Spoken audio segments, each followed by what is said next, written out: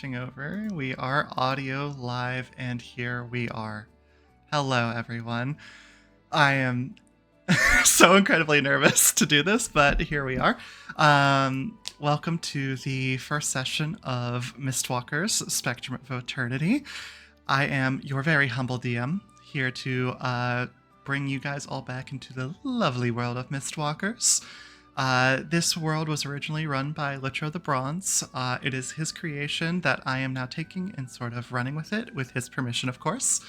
I am very excited to have all four of the original players back here playing the same characters. I'm going to put a little bit of air quotes on that one because pretty much everybody is, well, significantly different in some way, shape, or form. The reactives are currently, Sif, as you can see over there, is being a sassy little biscuit and literally can't help himself but just delay the reveal as long as possible to hit our fellow friends here. But rude. Everybody here has some new art in the works. Some will come sooner rather than later, and we will get there when we get there. So with that, did I give my name? I don't even know if I don't think I actually Say it again. Say it Who again. are you? Hello. Who are you? My name is Lily. I'm the humblest DM here to make the queers kiss. There's 4 gay men in this game, and I am not one of them. Hey. Anyways, Yulia, would you like to start us off with some introductions? Of course I would. And let me just say first and foremost that I am so excited to be back. I'm so excited for Lily to be our DM. I'm excited to get the boys back together. But yeah, I'm Yulia. I go by RoyalKnightVT on both Twitch and Twitter. I'm a variety streamer that I've been doing a bunch of stuff, gaming and playing D&D with these lovely folks. And I'm excited to show you my revamped little cleric guy. We'll do introductions later, but yeah, very excited to be here. All right, thank you. Meris, it is your turn. That is me. Hello, I'm MerisAurum. I am typically a celestial dragon VTuber. I specialize in storytime streams, reading ASMR, talking about all things books and literature, but today I am reprising my role of the one, the only, the Sewer King. Super excited, and I just, on a sappy note, I'm just so thrilled that the boys are back in town, because Mistwalkers is quite literally what got this gang all together, so I'm really glad to be playing it again with you guys. I am so excited to have everybody back too. A little bit of tears never hurt anybody. This game does mean a lot to the whole bunch of us, but I'm sure that will come through in what we have prepared for you guys. So, Aster, would you like to introduce your boy? Happily. Hello everyone, I'm Aster Varatolis, finally back from the perils of the interdimensional terror vortex. I am a wizard VTuber. You can find me under ArchmagesTower on Blue Sky and formerly Twitter. And I also am ArchmagesTower on Twitch. And currently I am indisposed in terms of streaming, but I am working on a book project. And I will be playing Thaddeus, the inventor slash scrap scrounger slash tavern owner of this party. Very, very good. All right, and then last but not least, the mystery man himself. At least will be the mystery man for probably the first at least hour of this session because he can't help himself. But go ahead, Sif. Hi, it's me, Mr. Mystery. Not Grunkle Stan. It's me, Sif _VTuber. I'm normally a living suit of armor. I do art. I play games. We have community art nights on my channel. No real exciting news except that I do comms now, and I got some models in the work. Put red hearts down if you like Tate's Redux when I drop it. Okay, thank you. I love I you. can't stand you. All right. So I guess before we get into things, I just want to say we are going to be using essentially what is D&D 5th edition for this. However, if you know anything about us as a group, we like our roleplay. We like our roleplay a whole hell of a lot, and we are so down to just, do what we do. Things will be different here and there. We've got a few homebrew subclasses, a few homebrew classes as a whole, and, just all sorts of stuff. So if as the good old disclaimer, this is how we play it, this is how it's going to be, and this is how we like to do things. So, yeah. Okay. Let's get into it. Is everyone ready? Yeah. Okay. Oh boy. Oh boy. I think. Here we go. Life began in a white void with a loud snore. As the snore rumbled, our world began to come into existence. Civilizations were created over the course of a single night. People, as well, were there too.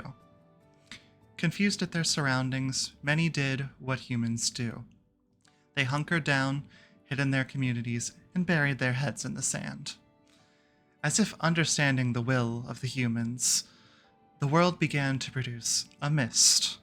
The mist burned and corrupted all that it touched, warping those who and what endured it into twisted creatures. Some viewed this as a divine punishment, that the world was seeking revenge on people for their sins. As such, the world was divided further. As the mist drove people further and further into hiding from each other, borders closed, doubt was sown, and communication failed. Humanity was isolated, and while some found ways to make this isolation manageable, to push back the mist, others fell into darkness, cannibalized each other, and ceased to exist. Who knows how many people are still alive? But for now, we come into what the people of the Stocks can only assume is one of the, if not the, last bastion of civilization in this world. The Stocks is a sizable town of approximately 1,500 people, a refuge for all and a bustling town given the state of the world. The Stocks live under the safety of a great tree, one that seems capable of filtering the mist and containing the threat to allow the people of the town to live in relative peace. The tree, nearly 100 feet tall and a 60-foot circumference, a gift from the gods, many believe, provides the town with its center. A small religious devotion was built in deference to the tree, led by the town spirit guide Carol, preaching love and acceptance of all under its bough. They find their living in trading goods and services, including lots of mishmash tech put together from the ventures into the mist by the Plantar family as well as other independent groups more recently. They boast a small but port with a large, well-maintained ship, a strong agricultural farm inside the walls, and are beginning to even develop a small taste for entertainment again, with taverns and theaters hosting small performances. The Stocks have gotten good at living in this near-forsaken world, with many people having lived their whole lives under the safety of the Great Tree and the strength of the walls. But still, they remain isolated. The threat of the outside remains, with attacks coming every few weeks. Attacks by deformed and mutated abominations, some of whom used to be just like any other humans, these attacks have almost become an afterthought to the town. That is, aside from the town guard, led by Adamar, who we come into now in his usual state. Preparing for any potential threat, he's poring over documents, ledgers, and more, all tracking the patterns of the attacks to make sure that he is as prepared as possible.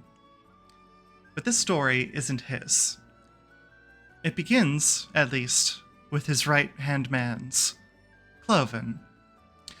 Kloven, you hear a loud sigh as you prepare to walk into the office, well over 45 minutes late for your usual report time. Would you like to describe yourself? Yes, I certainly would. So, standing at about 6 foot tall is this dashing young fellow, I would say, with long, flowing hair. Currently, now, as it's usually more braided and well kept, it's a little bit unmaintained this morning due to unforeseen circumstances, but it's so blonde that it's almost white. He's wearing a full plate of armor with golds and blues, strung here and there around it. In his hair, you can see through the mangled mess some golden scales used just to kind of keep his hair a little bit out of his face, as well as 2 small and barely noticeable little golden horns that poke out from the side of his forehead. His eyes, bright blue, stare at the door, contemplating about the potential scolding he would get. But as he prepares to bat his blinding white eyelashes, he'll take a deep breath, sport his usual carefree smile, and open the door without so much as knocking on it to have his entrance. So, as you come in, you can see Adamar just sitting at the desk, pen in hand, a little bit of a 5 o'clock shadow. He's a tall, about 6 foot elven man with white hair, and just kind of looks up at you and just says, I take it you have good reason for being late on this day? Oh, am I late? I'm sorry, I never seem to keep track of the time, but that's all right. I have a very good reason for being late, and he will, from behind his back, present 2 muffins. One that is already slightly eaten, but the other that is fully intact. And he will stroll over to the desk, as graceful as a fairy, and place it upon his desk with a smile. Like, I assume you haven't eaten yet. I know it's easy to lose track of time, given, well, the state of this town, but it is about 1 o'clock, and yes, I have not eaten yet. So it is very appreciated. Thank you, Kloven. You know I'm always thinking about you, Adamar. And, well, you're right. Hasn't been an attack in weeks, so I don't know why you're so high-strung this morning. Well, actually, I take that back. You do That's know. I know you know. Don't tease me. The thing is, yes, it's been a few weeks since the last attack. But, as you know, they usually come every few weeks. So, given the fact that it's been a week, it's time for us to start preparing for the next one. Takes a bite of the muffin. It's good, isn't it? Lemon poppy seed, my favorite. Mm-hmm. Yeah. Well, at least you're around to be able to check when the weeks are. Every day just kind of melts together, They do. But They do indeed.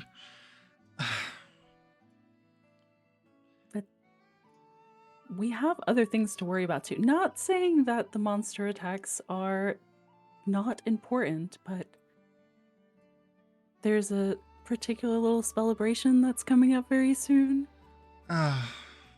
Yes, the festival, the anniversary, everything's coming up. I know. On the other side of things, you know how we have that little cryptid problem? Oh, are they rearing their little ugly head again? I swear there's a pattern to this.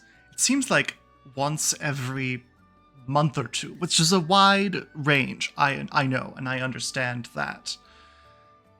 They seem to be able to just pop in whenever they want and just take a bite out of chickens, out of anything that moves on the farm, and it's a problem. It's a problem that we need to be able to address if we're going to be considered dutiful members of the city guard.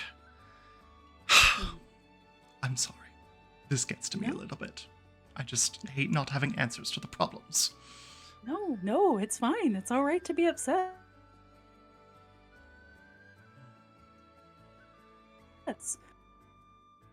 So, here's what I'm thinking. I'm listening. Actually, real quick, what kind of muffin did you get? Chocolate chip. Why? Just curious. Why did you want a taste of it? I'm fine with my lemon poppy He's seed. already leaning over the desk, like getting right up to his face. Do you want me to have a taste of it? I can feed it to you if you'd like.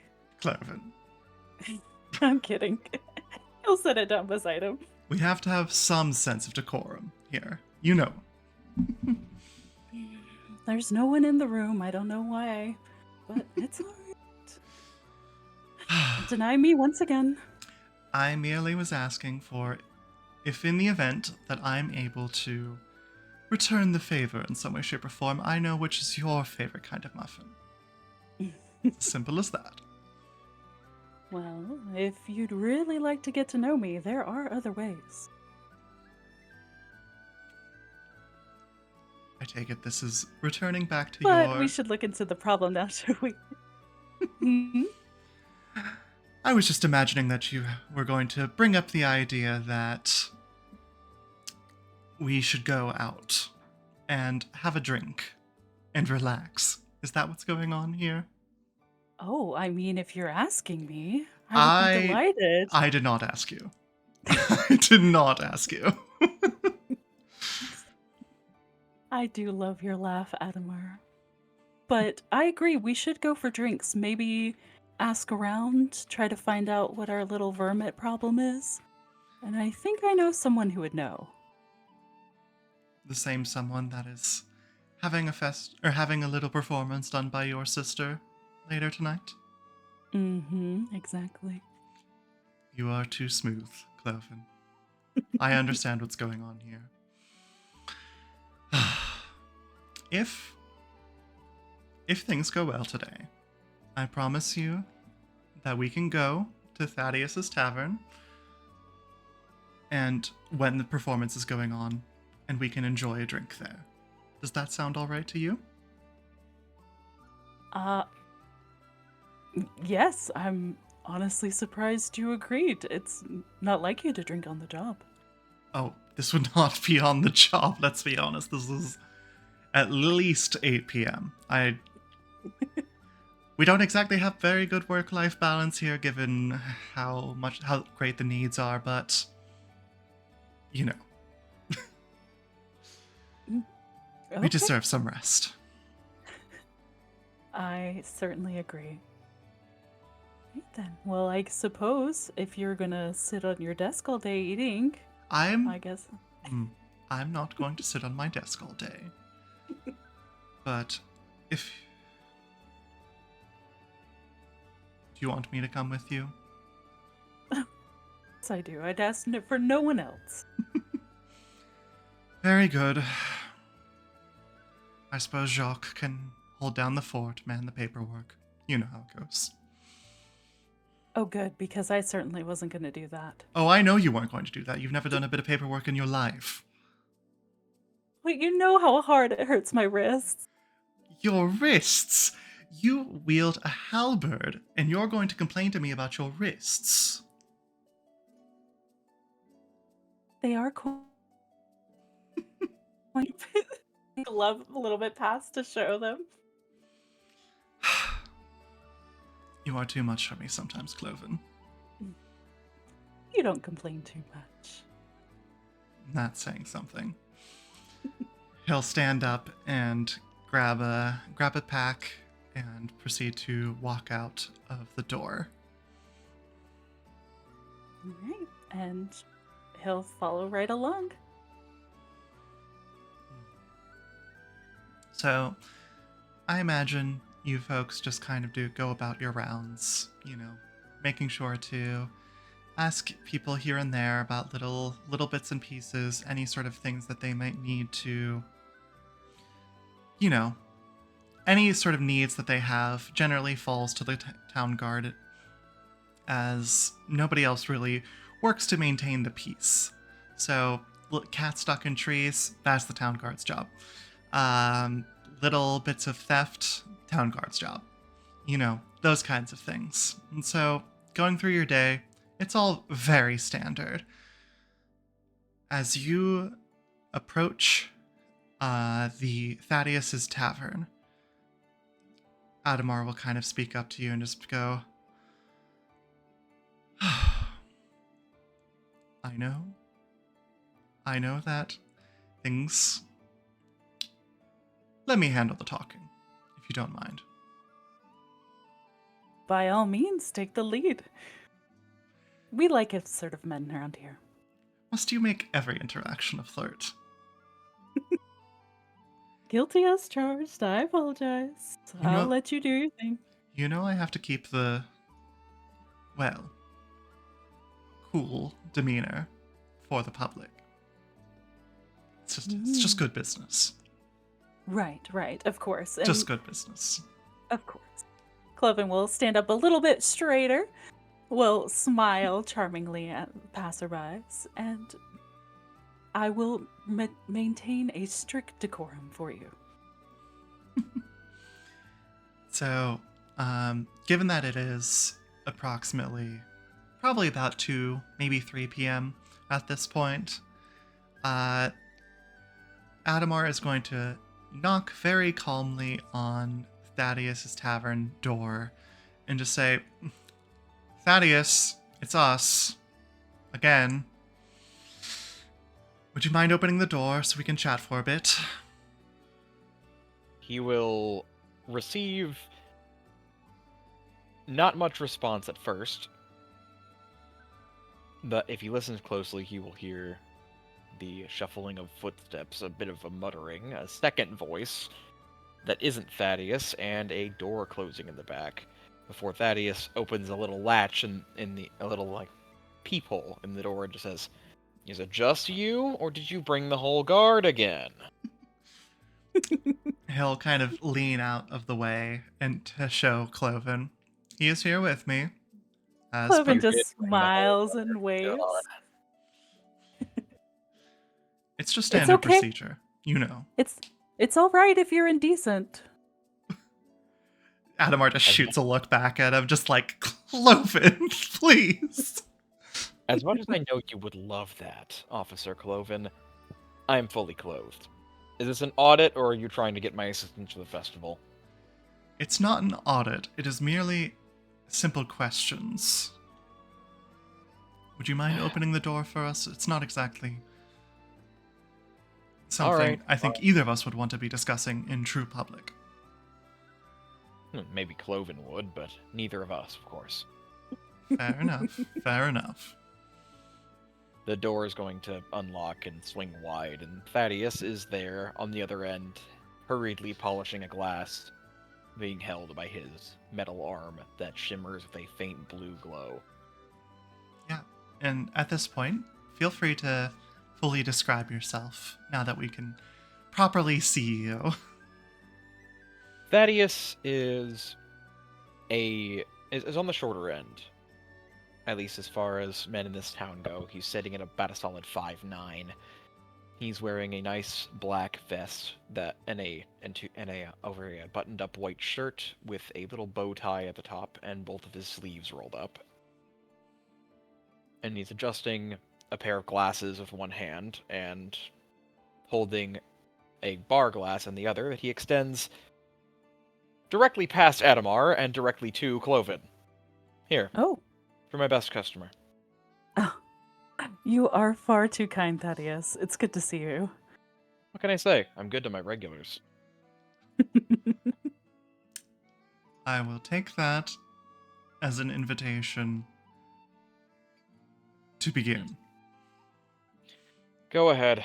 Thaddeus is going to cross the bar, hop over the counter, and sit in a chair that swivels just a little bit under the momentum. So, here's the deal. We have been experiencing at least some form of minor incident every few months from a person that we have yet to be able to identify given the infrequency of the attacks. Attacks, I apologize, may be a bit of a strong word. However, given the fact that it claims livestock and produce, it is something that is important to making sure that the town is safe. Thus, well, you know, everything falls to us in this lovely town. Now, I'm not meaning to insinuate that it is one of the people that you provide safe haven for. Of course, that is a valuable aspect of the town. However, you do know that even those people that find their comfort here are within the jurisdiction of the law, correct? Oh, believe you me, I'm plenty aware. You iterate it to me every Friday, 4:00 p.m. on the dot. Oh, then I'm a bit early this time. Why do you think I wasn't ready? Fair enough, fair enough. You don't need to hide them. Hide what? I mean, the fact that I haven't finished cleaning all my glasses from the rowdy party that came in last night. Kloven, I remember your impromptu performance. Oh, well, I certainly hope you enjoyed. I've seen better out of you before. Oh, then I'll have to try harder next time. Perhaps you will. Adamar's just gonna turn around to Kloven and just be like, setting an example, were we? I know that we discussed work-life balance. Please elaborate. I'd love to hear it. He just takes a sip out of whatever Thaddeus had given him. Now drinking on the job. Oh, goodness gracious. Hey, I could have given you more details, but I do provide a very important service to this town. Confidentiality is something that Jillian taught me plenty of. Not that I think you'd remember, Adamar. I remember. At least a little bit. It was before, well, I was in power, so power's a strong word. Never mind. You know what I'm trying to say. Power and government is all very relative in this town, given the lawlessness. I was taught something very specific growing up, and if it'll get you off my back, I'll relay a tale to you. Normally I'd charge extra, but since you're such a frequent patron, let's say, I'll do it for free. When I was young, I was told that everyone in the stocks was equal. All we wanted to do was survive and thrive together. And by my metric, by what I've seen, by what I've seen even outside the town, we've been doing a pretty fantastic job of that. If a bit of livestock or some produce goes missing here and there, well, no people have gotten hurt, right? You're not wrong that no people have gotten hurt. And I do understand that the town and myself, just to be clear, believe in this equality. And yes, the planters as a whole keep us extraordinarily well stocked, both with produce and with assisting in minor efficiencies. So, yes, it is not that important. In the grand scheme of things, we are getting by just fine. It's just, well, people worry, and you know that we need to be able to be the ones to set their worries straight. Believe you me, while you may handle things with the law, I handle things with some kind words and a nice drink. We're on the same page here. You ease their worries with a sword and a strict code of order. I ease their worries with some good stories, good company, and revelry. Together, we've done a pretty good job of keeping the stocks in line, I think. Indeed. With Carol being a strong spiritual guide, I think we're doing all right. Don't let my constant worry tell you otherwise. I do believe in that statement. Well, I'm glad we're on the same page. For what it's worth, I don't think you have too much to worry about. It might just be a stray coyote or some kind of animal running through town. If they haven't picked a fight with anybody, or we've had anybody turn up injured, I think your worries are more or less unfounded. If you want, I can talk to Tate and the Planters and organize some kind of hunting party. I don't think that would be necessary. I more so... Well, you probably already know if it's one of the folks that you harbor, given that they've probably returned home covered in blood. Animal blood, just to be clear. Nothing too sinister. But... well... If it's any consolation, I haven't had any customers like that. I don't think I've even met anybody with teeth sharp enough to chomp through those bites you're talking about. Mostly just people looking, if not for something to believe in, something to take comfort in. Fair Trust enough. me, if I had a lead, you'd be the first to know. Or maybe Kloven would, and he'd relay it to you. You both are quite close, I've gathered. We He's are. fun We to are. talk to. Hopefully, that's not the only thing I am good for. Hardly. Well, But please, go ahead, Kloven. I've taken up all the time, and you've listened very well. oh, well, hopefully that means I get a treat later on. But but Thaddeus, I appreciate what you're doing. Honestly, I do. But if you are hiding someone, why couldn't we also help? We would hate to see the people of the stocks roam around and have to scrounge up for food. Well, answer me this. When was the last time any of you saw anyone going hungry around here? I haven't even seen a street urchin in the past couple of years. That is true. Indeed. It doesn't make much sense. No. Just it why it doesn't. concerns me, but only a passing concern. After all, If it helps, actually, now that I've gotten to thinking about it, since you asked me last, I did hear a couple of rumors crop up in the bar.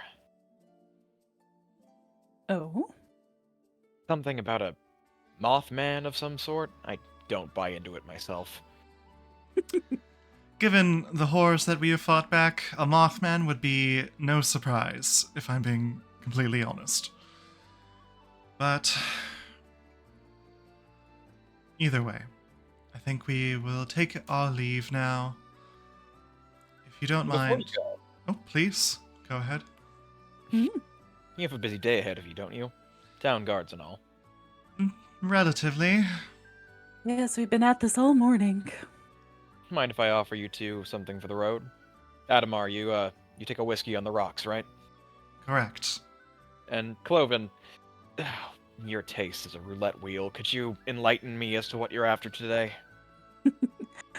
Let's see. Why not dealer's choice? I'd love to see what you'd make for me. Kloven, this got would be your second drink today on the job. In moderation, in moderation. Adamar, you're his boss. Should I give him something hard or stick with the sugary stuff? Sugary stuff, please. Can't have him being visibly intoxicated, though I'd wager whatever is going on with his lineage likely helps. All right. Thaddeus goes to pour the drinks for both of you. Kloven more or less gets watered down lemonade. That Thaddeus carefully puts into a flask to take with him. Thaddeus? If you want something stronger, come back when the sun goes down. Oh, don't worry, we will be. But, sorry, that sounded a little bit more, passive-aggressive than I Careful, perhaps want Adamar. to... I think your subordinate's rubbing off on you. No, it's nothing like that. It's just... Well, maybe it is like that. We're going to stop by for Mai's performance tonight. Believe you me, I believe it's going to be one to remember. I've done the rigging for the stage myself. Perfect. What a world that we can enjoy. Music.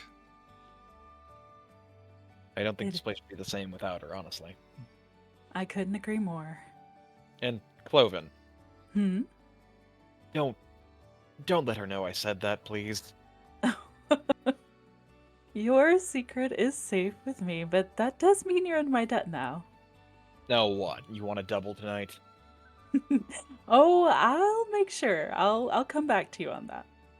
All right. I owe you 1. Don't push your luck. Mm. Alright. Right. Well, I believe we'll be off then. Mhm. Have a pleasant time getting set up. Of course, I'm sure you have it handled. Just a few bits and bobs here and there. Messing with old technology can be a bit of a hassle sometimes, especially when power sources are involved. Indeed. I don't pretend to understand anything about that technology, but I'm glad that we do have folks like yourselves in the Plantars who do. It passes the time. You do Kloven. wonderful work. Kloven, I think we need to get back and finish some paperwork. Well, I guess I'll be finishing the paperwork. You know how this goes. His shoulders go from sluggish to like straight up again, like, oh, okay. Right, yes, very busy work we're attending to, but Very thank you busy. again, that is. My pleasure. See you tonight. Adamar will make his way out. I assume you follow right behind. After turning and giving Thaddeus a nice little wave and just let us know if you see anything, all right? And he winks a little before walking out. Thaddeus indulges in waving back and giving him a smile. Alright. Thaddeus, the floor is yours, given what you have just learned. Thaddeus is going to wait for a moment after the door closes, walk across the bar, put his ear to it, open the peephole, make sure both of them are out of earshot and eyesight before he goes behind the bar and opens up a trapdoor under it and says, "All right, SK, the sticks in the mud are gone. You can come out now." You just hear this deep groaning coming from beyond the trapdoor, just like the equivalent of someone having like a really bad hangover, and climbing out from the from the hidden door is the Sewer King. The Sewer King, I'm using my old art, so more on that, his updated design, so bear with me with the descriptions that don't match the visuals right now, but Do you want me to pull up the art that we had for this? yeah, if you wouldn't mind. So the Sewer King is a funky looking guy. He's an average height, about 5'8"-ish, humanoid, indeterminate species. He seems to be more of a chimera of sorts. Pale, translucent skin, clearly does not get out in the sun. Very sickly complexion. You can kind of see his veins through the skin. But even more unsettling is he has a collection of animal parts as his features. So his right eye is this large, bulbous rat's eye. His left eye is a narrow, reptilian, crocodilian eye with scales covering the left side of his face. Large, rodent-like ears. His one arm is also reptilian with like a monitor lizard-esque hand. A long reptilian tail following behind him. And despite his quite freakish appearance, he's very well dressed. Sort of like this nice posh Regency attire. A nice flowy linen poet shirt, a fitted waistcoat, a black silk cravat. But he also has a very apparent muzzle on his face, hiding behind it a wide serpentine mouth. And Sewer King's looking a little disheveled right now, despite his nice clothes. The cravat's undone, the shirt's a little bit undone, and the sleeves rolled up. And there's a smattering of bloodstains across his otherwise white shirt. So if the guards were looking for a guy covered in blood, one could assume this is their guy. And he'll just look at, Thaddeus and kind of a dazed expression. Just, oh, Thaddeus, my most boon friend. Always a pleasure to see you again. What a night I've had. Quite the journey. Did you just wake up again? Yes. I slept the day away, it would seem. What time is it?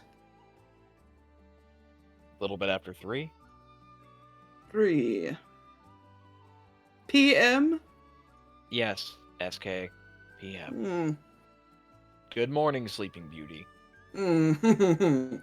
Yes, good morning indeed. All right. Let's talk. Got some business to chat with you about.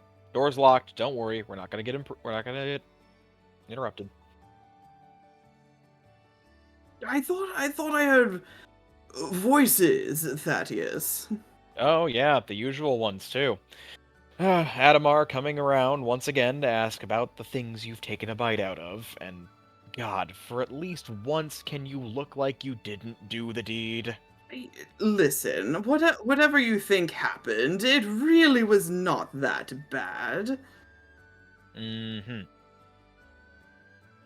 But if the planters start complaining about a few missing chickens, you know. SK, they're my suppliers. It's how I keep the lights on. They have plenty, a surplus of. If you were hungry, you could have asked me to cook. Yes, but I was just. It was late. I was feeling a little peckish, that's all. Save it, save it. Listen. Mai's got a performance tonight. Do you Yes. understand what that means? Yeah, the performing, the music girl, yes. Yes, the music girl. He has a public performance in town tonight. That I am... Walk with me here. Mm-hmm. You don't get it, do you?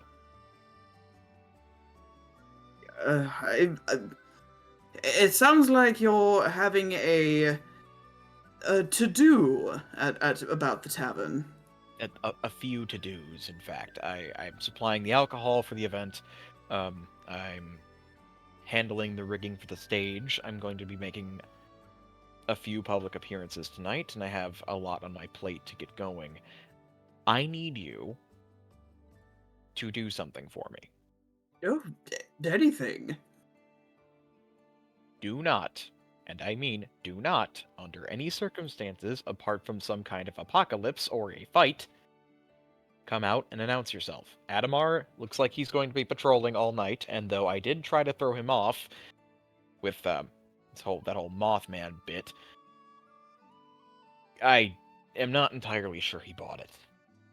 Oh, very well. I will deny the good people, the presence of the beloved monarch, but I trust your judgment, as always, Thaddeus. If things go wrong, and, the unthinkable happens, though I don't think it will, but you know me and my backup plans. Keep an eye out. Quite. You know the signal. I do. Okay. If you're well behaved, and I don't have to clean another pair of my hand-me-downs, like the one you're wearing right now, I'll make you that steak and eggs you like. Ooh. A treat for me, Thaddeus. Don't get too full of yourself. It's just cooking. It's fine. Of course, of course. You take such good care of me. It's the least I can do to, stay out of your hair for a single evening. Believe you me, if it weren't for the fact that Adamar has been turning over every rock in town looking for you, I would happily bring you around in the daylight. Never mind that. It's, daylight is so overrated anyway. Okay, moonlight. Whatever floats your boat.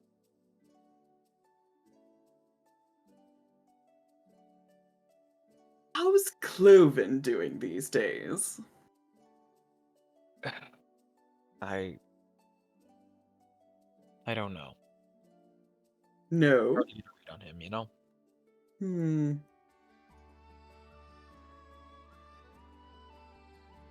I want what's best for him, but I don't.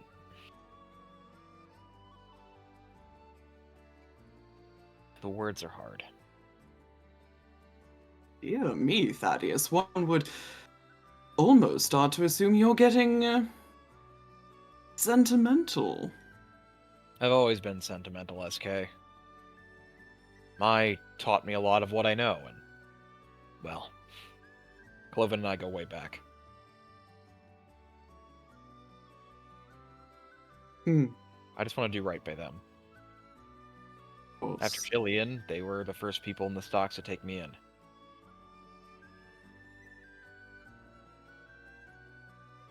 and their kindness rubbed off on you. I would certainly hope so after so long. Well, I will leave you to it, unless, of course, you require some assistance getting set up for the evening's frivolities. Oh, I'll be honest, an extra pair of hands never hurts around here. Excellent. Oh, Point me in any direction and use these extra pair of hands as you see fit. well, I'll handle the electricity and the lighting on the stage. And if you don't mind, we could definitely transport some of those crates of alcohol. Bringing the old wine for the celebration. Half off. I gotta make some kind of profit around here. I'll see to it then. Well...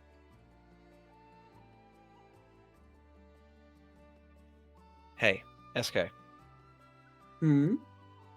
Thank you for understanding. Of course. We'll get them to understand one of these days. Thaddeus, you act as though my situation is a kind of a hardship. I assure you, I am quite comfortable, quite content with our arrangement. Yeah, I mean, you might be, but... You're my friend. I would like other people to be able to see that as well. I have plenty of friends. The rats don't count. No, they most certainly do, but I will say you are chiefest amongst my compatriots.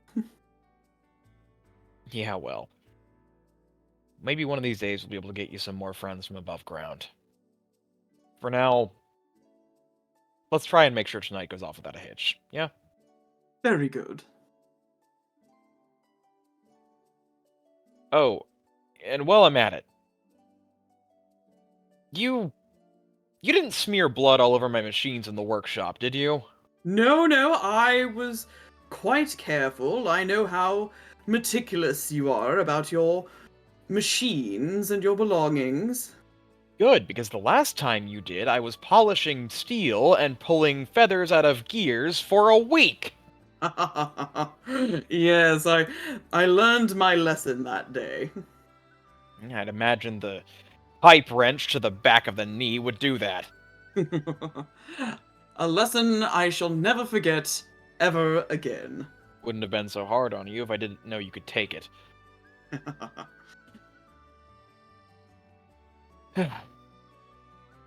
Well, let's get the show on the road, shall we?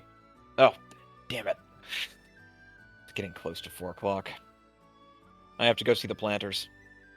I'll take care of things. You take care of your business, and everything will be shipshape upon your return. Well, I trust you to it. And, don't unlock that door for anyone but me. You know Of how course. I know the signals, I know the knocks, yes. Mother hen. You can call me that when you stop mysteriously vanishing the other hens in town. I'm off to go see my suppliers. Don't tell them about the chickens. They may not have realized it yet. Oh, trust me, it was the furthest thing from my mind.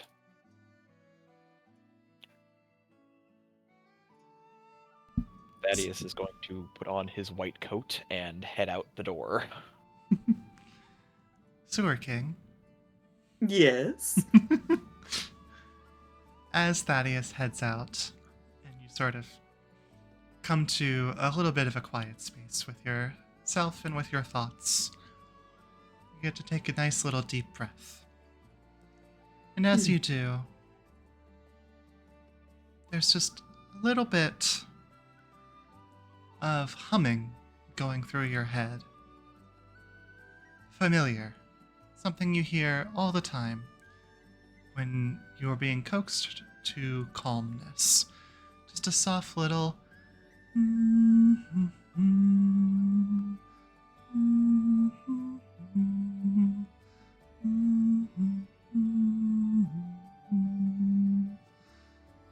it's familiar. You know the voice that it belongs to. And it allows you to take just a simple, deep breath. I think hearing that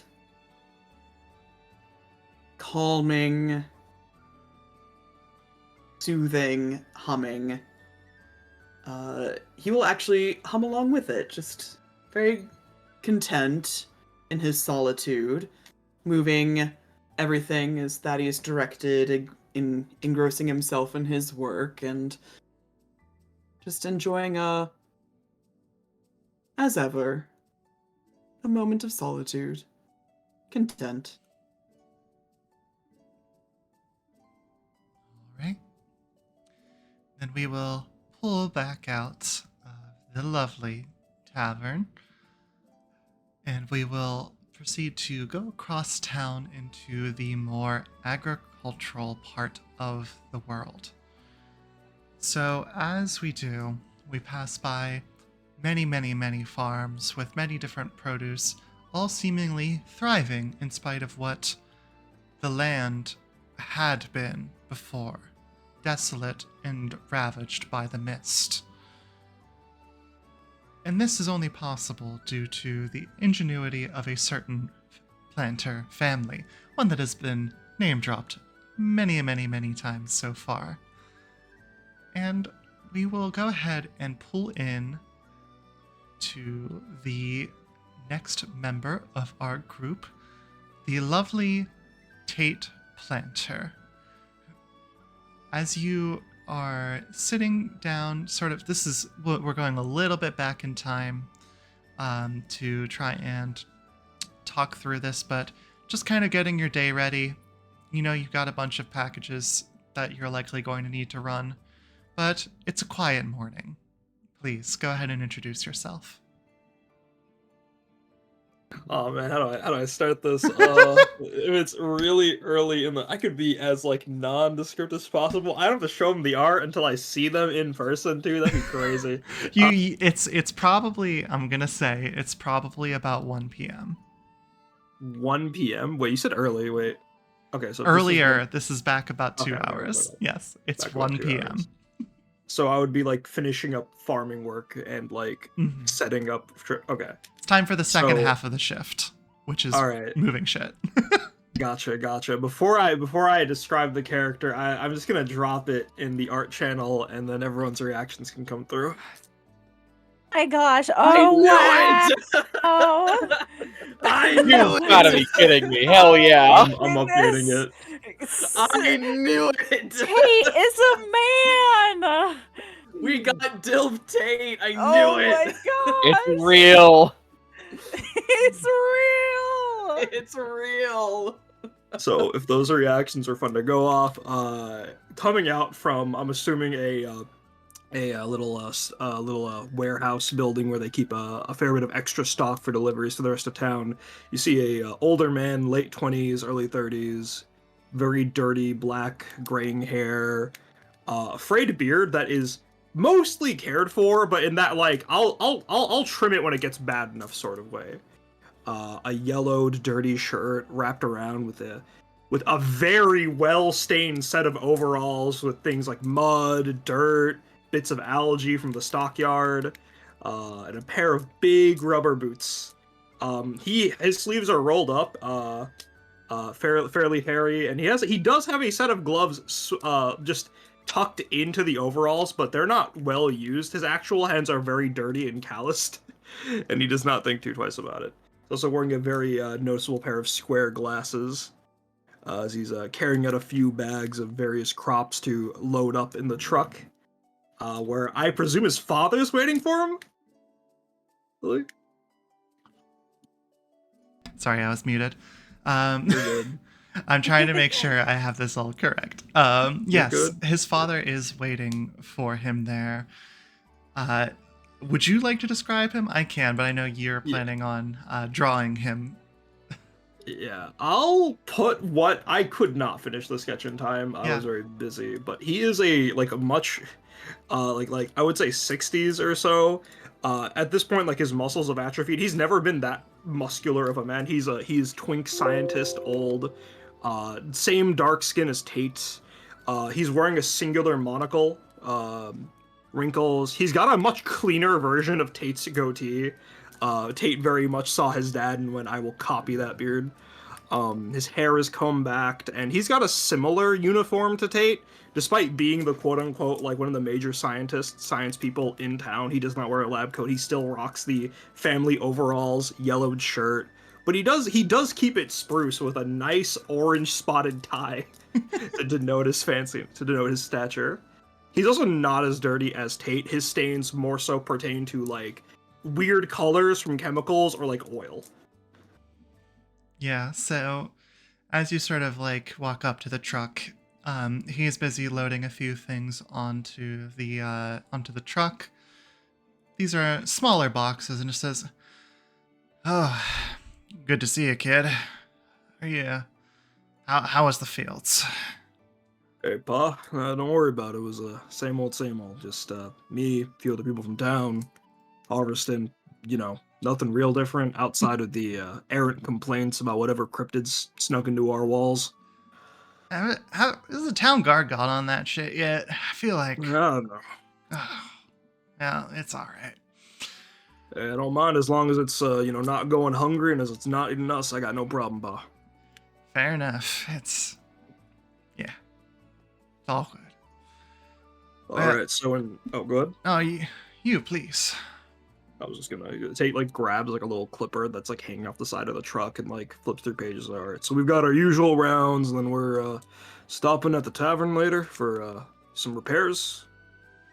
Yeah, some repairs. Also,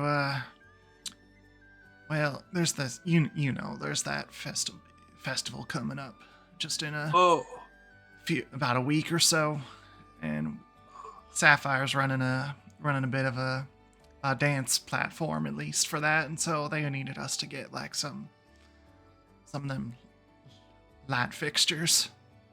So if you wouldn't mind running those over to her, make sure no it's all problem. good. Yeah, I can see why Sis was so excited. I wasn't even thinking of the calendar. Why Beth was so busy. Ugh. Yeah.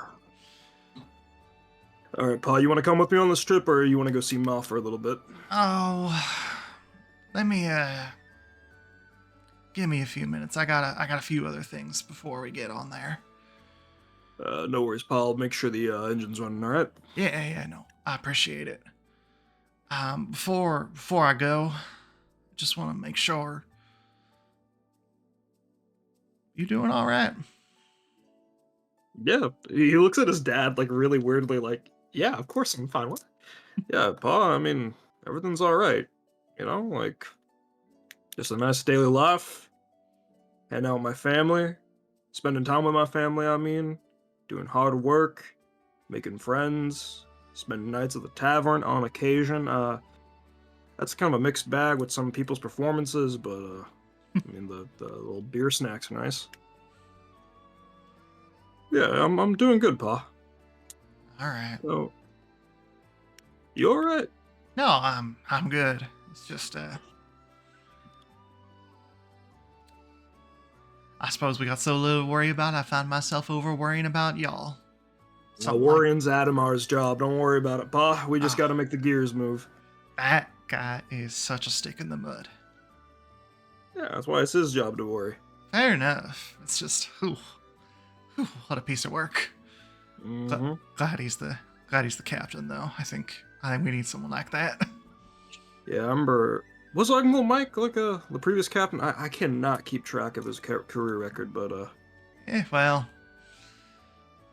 he was, but I think much like your pa, gotta make sure to hand it down to the folks that are just as physically fit as they can be. And well, we're just regular old humans. He's a goddamn elf. Wow, that we can say that. I mean, outside of living a little longer, Then again, Uncle Mike does seem to be appreciating his newfound free time with his porch, his drinks. Looks at his dad, side eyes, Ashlyn. All right, Pa, you go ahead and do what you need to do. I'll get the car started, all right? Fair The enough. truck. Mm-hmm. He'll kind of go back inside, grab a few extra things as well, and kind of make his way back to the truck and kind of just go ahead and get inside, let you be driver of the truck, and just take a seat and let you drive on. Vroom, vroom. Vroom, vroom. As you're on your way to go about your daily stuff, one of the things he went back to grab is just this. I know you go to that tavern ever so often, by the way. Yeah? It's a nice place. I know. Ever since May dragged me over there. It's been a nice way to kill time. I mean, don't get me wrong, I love spending time with you, Ma, and Sis, but I mean, Sis was right. I need to get out more. Fair enough. All right, coming up on the first delivery. We're in the nice little marketplace. All right. Mm-hmm. Gotta take it over to Sally over there. Got it. All right. You chill out here, Pa. I'll do the deliveries to each of the little stalls. Don't worry. Perfect. Tate's gonna go ahead. He is the main planter muscle at the moment. Pushes up glasses one size larger when it comes to carrying capacity. All right. So But yeah. just kind of you go about, delivering a few packages to different places at the market, supplying them with the vegetables, some of the fresh meat, and other places. Just standard business. You've done this a million times. As you are walking around, you do in fact see Mai. Mai is currently just to describe her. Actually, I have a picture of her, but I don't have it on hand. Heck. Mai is a small, red-haired, elven, or just half-elven, something of the sort, elven ears, kind of girl, wearing a big ol' sun hat and a big ol' sundress. You can see that she's currently walking along, and there's a little ribbon that she's holding behind her, and you can see that the ribbon is being held one by one by a string of school kids, all of each kind of making their way. And as she kind of is making her way through the village center, just gonna kind of catch eyes with you and just say, "Oh, hey Tate, making the usual rounds?" Hey, Mai. Yeah, same old, same old. You didn't. Was there something that you needed? I'm sorry. I left I was gonna go back and get some packages for another round. It's good to see you. Oh, fabulous to see you too. It's amazing to see you guys. But yeah, there was something, but I think, well, I guess in regards to the show tonight. Sorry kids, and she'll just kind of take a look back at the kids. Feel free to do a little circle around the tree if you don't mind.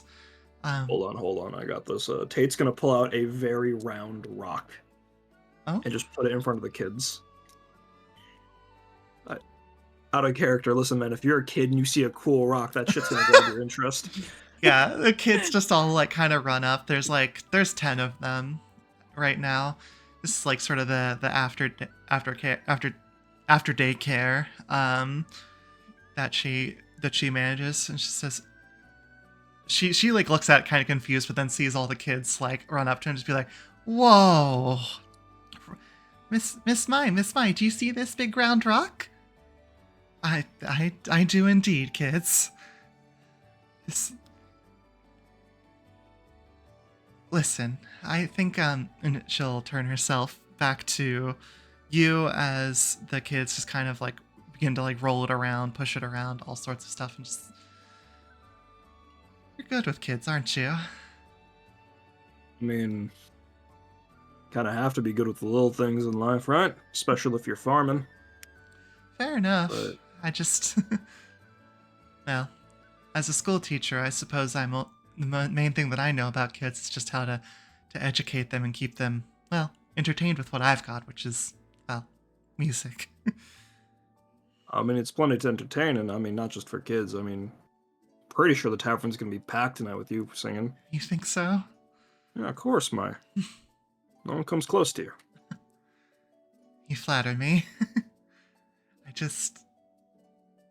just try and do what I can to make sure that everybody has a good time and a happy time. Regarding the things, I generally let Thaddeus take care of most of what's going on there. Just guess I'm kind of busy enough managing all of this. You're good. I know kids can be a lot, and you've got your own life to look out for too. But yeah, we'll drop everything off at the tavern and set it up. Don't worry. Pa's got an eye for that sort of thing, and I can use the excuse to snack on whatever is on Thaddeus' bar. You are going to come by yourself tonight, aren't you? Yeah, of course. I mean, Ma's a little tiffed that I'm not staying for dinner, but I mean, I get dinner every night. Hearing you sing's a specialty. Goodness, you are a charmer, aren't you? I mean, honesty is the best form of flattery, in my opinion. She just kind of blushes softly and just gives you a nice smile. I'll let you get back to your deliveries. I think You got it. gotta make sure to get these kids back. The parents are going to be coming home. They're coming to the school. No worries, Maya, alright? I'll see you tonight, alright? And, whatever child is holding the rock, he's gonna point out and says, you hang on to that for me. Tate's gonna walk off. Jeremy, you listen to him and listen well. But next time we see him, I expect you to have it for him. She'll just kind of get the ribbon going again and just get everybody to grab a hold, and is going to just walk off back towards the schoolyard.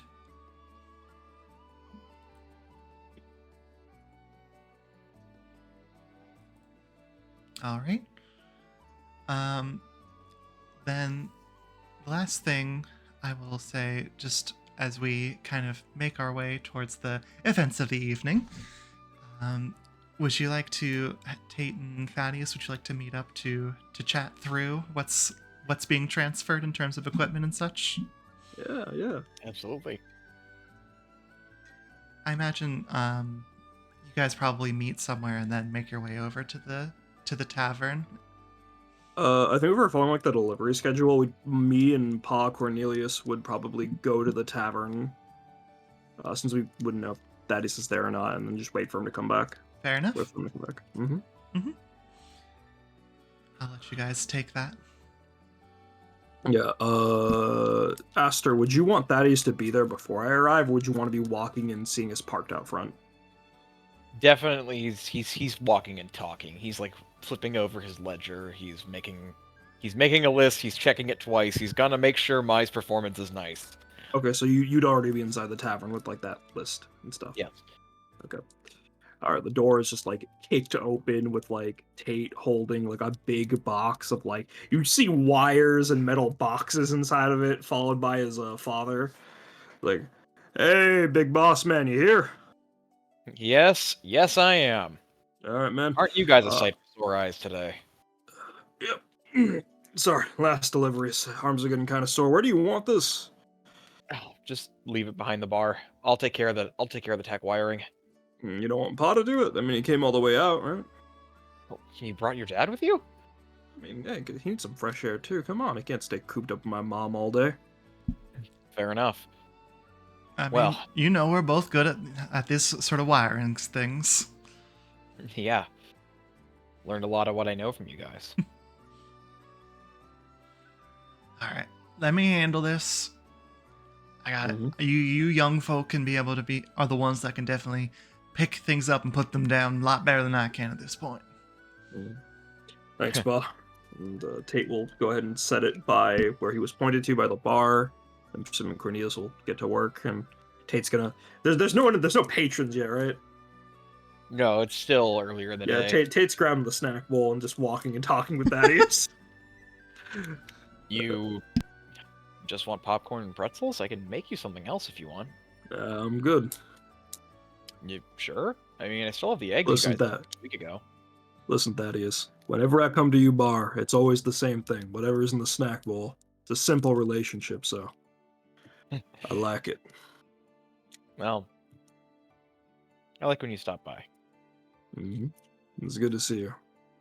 You too. I'm still grateful to Mata pulling me in here. I would not have been able to find this place on my own. Well, that's kind of the beauty of it, you know? Little hole in the wall, but people who know about it, well, they take good care of it. Ain't so much a hole in the wall now, considering you're a little cultural hotspot every Friday. Please. I just learned how to set up some wiring and serve some actual decent mixed drinks. Learn how to set that up from yours truly. Just kind of gets back to it. Well, Yeah, Pa, we get it. Hey, I gotta flex my muscles where I got them. You got it, old man. I think I'm gonna get a lot more use out of your dexterity than your muscles right now. Fair enough, I'll stop yapping.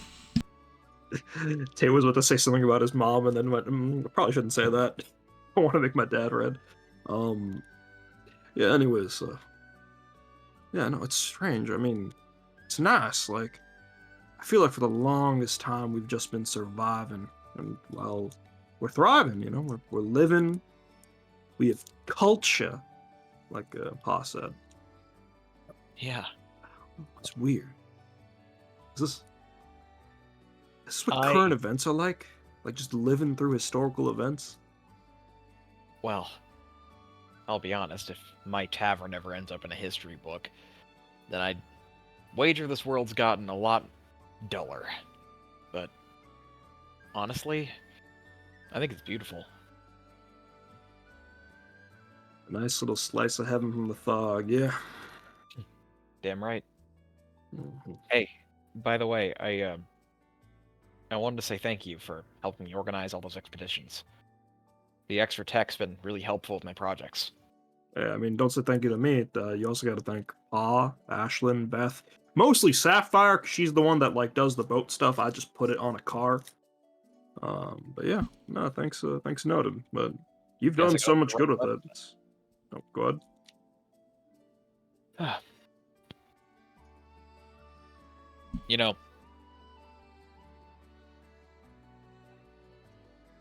God, how long's it been since Maya had her last performance? I'm sorry. Time is like soup to me. I even forgot about the festival next week. I mean, each day I take it by and by, but it has to have been a while. It's to be a long fucking while.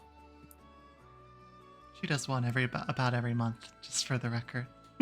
Yeah, well, Tate's got soup brain, all right? Soup brain. I'd have to say a bit about. Oh, go ahead. Been a long month, but hey, if business is booming, people must be happy, right? Yeah. I mean, there is such a thing as too happy, Thaddeus. Last night was, Kloven sure is something. Don't worry. I'm sorry, I didn't hear that. Aster, could you repeat that? I fixed the table. Don't worry. Yeah, but I mean, I think maybe you should put up a sign. I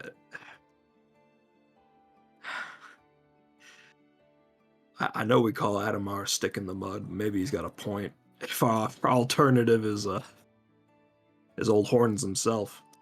Listen, Kloven, I think we can avoid that ever happening again if I put a hard limit on how much he's allowed to drink. You guys get real rowdy over here, don't you? Pa, I don't drink. I promise you. You can tell Ma. I know Ma's word. I do not drink. I do not operate heavy machinery and drink. I'm just here for the bar snacks and the people. Sure, Hey, sure. I mean, who am I to get in the way of my 30-year-old kid? All Never about a touch of liquor has touched my lips, old man. You can drink. I don't care. You're acting like I ain't drinking my time. I know you'll slip while drinking and tell Ma. And, her baby boy is held to a high expectation. Sorry, Thaddeus, you wanted to say something? Don't mind me. I mean, Plantar family traditions. I'm not gonna get in the way. Mm-hmm. I mean, some of the traditions don't apply to my sister. I know she stopped by every now and again, run up quite the tab. Believe it or not, it wasn't all alcohol. Oh, I know. Tate, like, is that like 20-yard stare? Look, I know what she's buying and I don't like it. Yeah. Sorry, I had something to say and it kind of just crawled. Oh, wait, I remember. So, listen, I know some of the other farmhands, other hard-working people come out here and they get drunk and they complain to you because that's kind of your job. But, listen, people have been complaining about, things getting bites taken out of them. You know, if I had a coin for every time I've heard that today, I'd have 2 coins. But hearing the same words out of you and Adamar's mouth is the first. And I'm only asking because all guys are asking, and well, it's a little stressful. But listen, if that thing is a person, and that person is hungry, then let us know, okay? Of course. I mean, yeah. You know me. I don't hold secrets that would hurt somebody. Hope you're as careful about your words as you are with Adamar. Believe you me, I'm not careful around Adamar. There's not much he can do to me. But yeah. Anyways, aside from that, and he's like scratching the bowl, and there's no more snacks. I'm like, oh, that's the sign. Time to get. Puts the bowl back on the bar counter. Yeah, I think, Pa, you finished setting up? Yeah, just about. All right, I'm gonna And- get. Oh, All right. We should be good to go. all right. I'm gonna give Pa a lift home so we can spend the night with my ma and sis, or maybe just my ma. And I'll be back in time for the performance. Okay? You better be. It's gonna be one to remember. Of course. Don't I worry. mean- I'll have the bowl filled up again by the time you're back. Perfect. It's like the bowl smeared with all the fucking dirt stains on his finger. That is Tate's bowl. Thank you.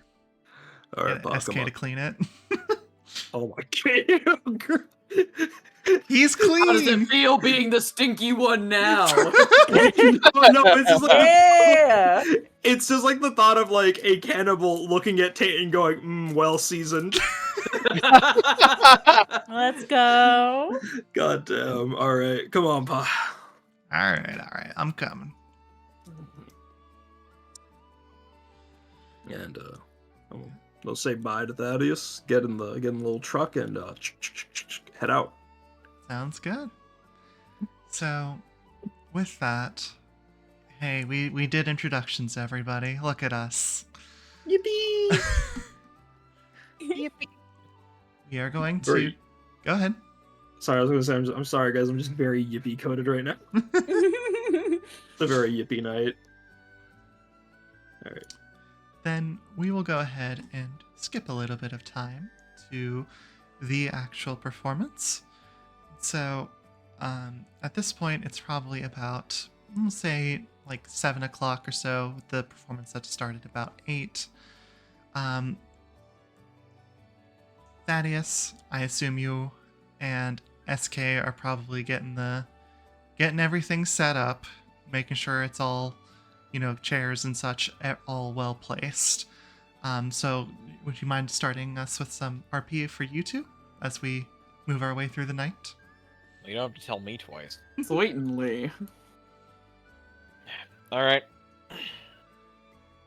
So by the time Thaddeus returns and has the conversation with the planters, SK knows when anyone stops by, that is his cue to get back in the basement.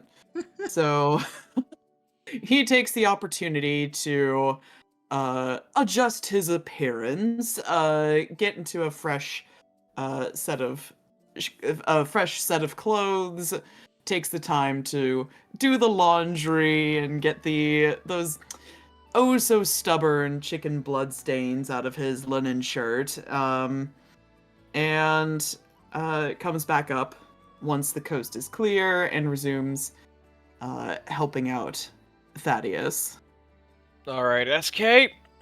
If you could take that side of the banquet table, that would be great. Yep. All right. I imagine neither of us are very strong, so this is very funny. They're trying really hard. Oh, God. what is your strength? Mine is, I think, 10. Yeah! It's better than Yeah. last time. I think Thaddeus had a -2 last time. I think so. Thaddeus has worked out more in this time frame. Let's go. Let's Blame the metal arm. Yeah, the metal arm. Yeah. Automail, baby! I'm sure you didn't recognize me because of my metal arm.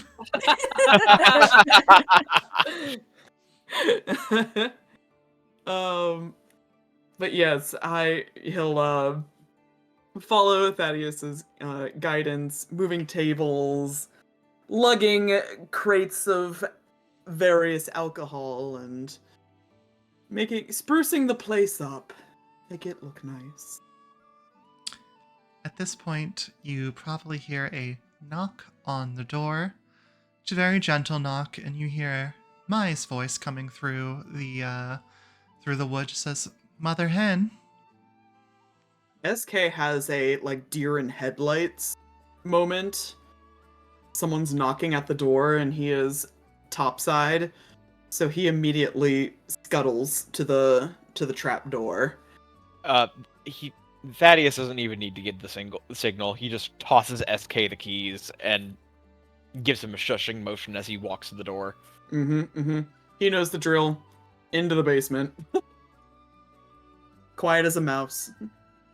With some very rushed unlocking sounds, Thaddeus opens the door without a second thought, given who's behind it, and he just sort of leans in the door frame, blocking any view of any possible escape shenanigans.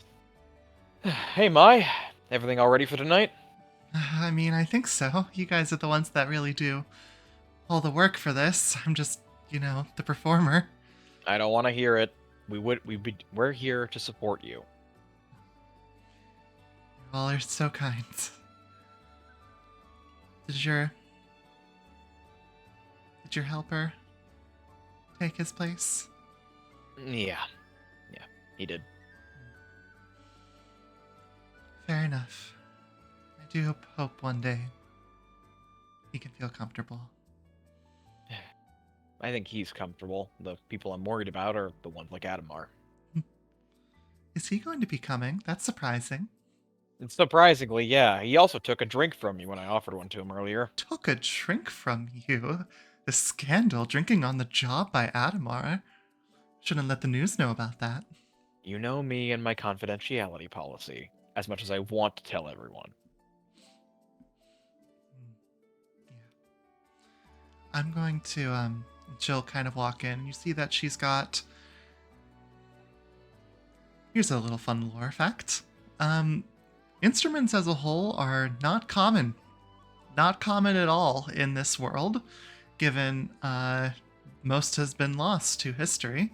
So she comes in and she's holding a big old wooden instrument that's sort of more so thick at the bottom with a neck coming out of the top. It's got a nice little big hole in the center of it, and 6 strings looping back to 6 pegs at the top of the neck. I think this will be my first time really performing with this with this one, but I hope people like it. First time for everything. Knock 'em dead. Oh, don't worry, I've played this many times before. It's just this one in particular is new. Well, Maybe that was a bit cryptic, but so it goes. hey, you've got your secrets. We all do. Just so you know, the stage's lights are going to be surrounding the outer rim of it. Don't try to put any open flames near that. I'm sure you already know this from the fiasco. The table? Mm-hmm. The table, the bar stool, the entire barrel of wine. God, it was such a good vintage. I've heard. Would you mind pouring me a glass as well? Just a simple Moscato would be perfect. Liquid courage on the house for you. She's gonna kind of go up to the stage and just kind of go ahead and sit herself down. Go ahead and start to pluck the guitar. It's a guitar. I that should be clear, but just for everyone. It's guitar, yeah. Thank you. I was so curious. Yeah, the bigger on the bottom with the neck. Yeah, it's a guitar. This is not a violin, which was her signature last time. And she'll just kind of, do a quick tuning session and just take a deep breath. And you notice that she couldn't be more comfortable inside this kind of moment. Takes a sip of the glass of Moscato and goes ahead and just double checks all of the sound equipment, playing a few quick strums, few chords through the mic that's set up for her. Just goes, oh gosh, all right. And with this, I think we're going to skip forward a little bit to when the tavern opens. So, with that, I'm going to do a bit more description and one last little bit and piece. As you guys all begin to come into the tavern, it is very packed. This town of 1500, you could swear there's at least 150 to 200 people crammed into this tavern. Likely an OSHA or whatever a violation. The the fire hazard. Fire hazard. Yeah, a little bit of fire hazard. But we don't have those rules in a post-apocalyptic Watch the world. tables, Kloven. Watch the tables, Kloven. Oh my goodness, this is a joke that I did not create. But everybody as they come in, Maya's not really being very subtle. She's kind of just sitting on the stool, just kind of plucking away while she waits for everybody to come in. And we'll give one last wave towards Thaddeus to come up. Thaddeus, who was tending to some patrons at the bar, catches this out of the corner of his eye and just quickly puts down his shaker, puts a finger up to the people there, and manages to shimmy his way through the crowd like a expert bartender would. I just wanted to say, I know you're busy, but would you mind leaving this to Hunter? I think you deserve some downtime. After all, my brother, sitting right over there. I know you two get along very well. You've always been able to tell when I've been overworking myself, haven't you? Always. I've known you for quite a while. Alright. For you, I'll take it easy.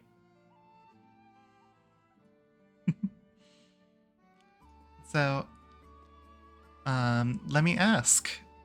Since Kloven is sitting with Adamar, Tate, are you sitting with them too? I think so. Yeah. I mean, Yeah. we're all kind of like besties, except Yeah. for the one in the basement. Yeah. We'll get to him. Thank you, Speaking Mai. speaking of the one in the basement, Yes. Sewer King. Yes, DM.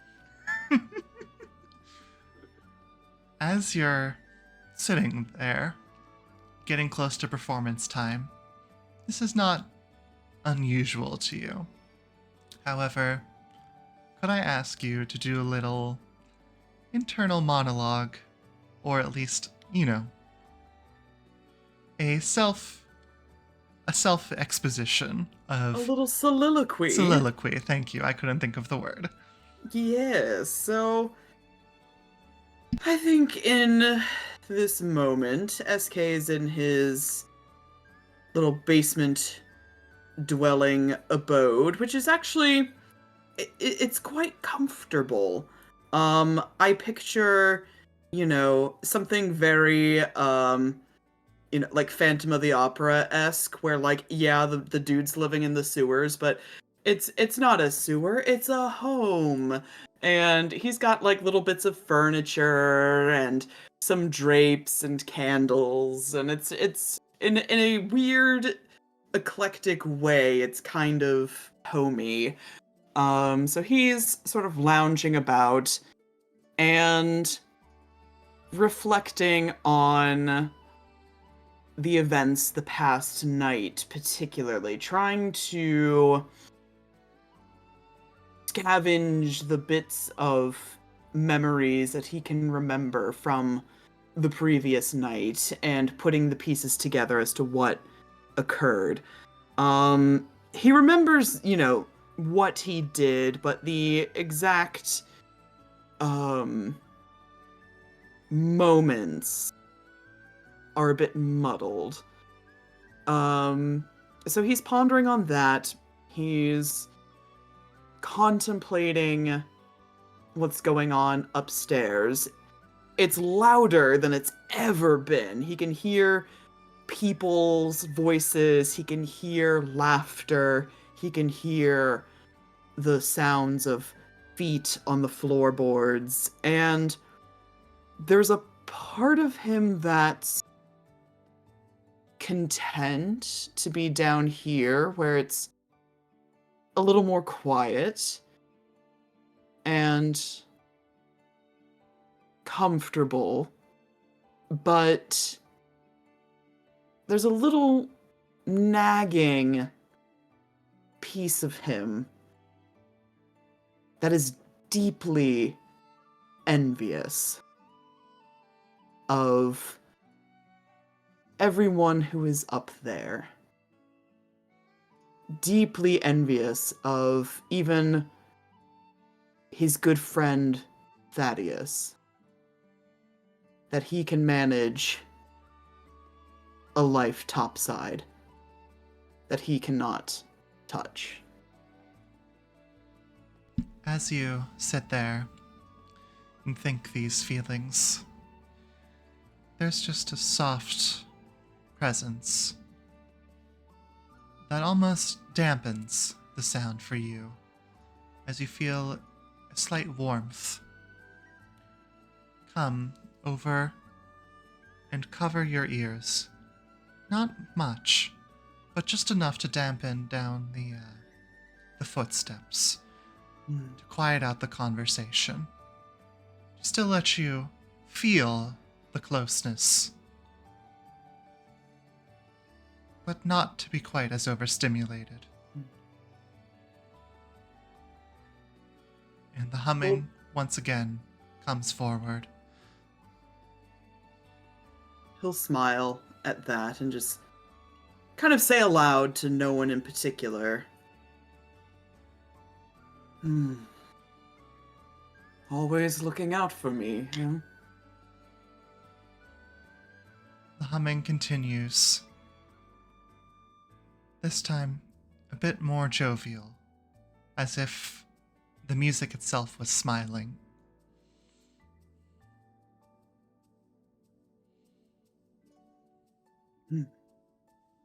He'll recline in his seat and kick up his feet and close his eyes and just let himself indulge in that familiar melody again.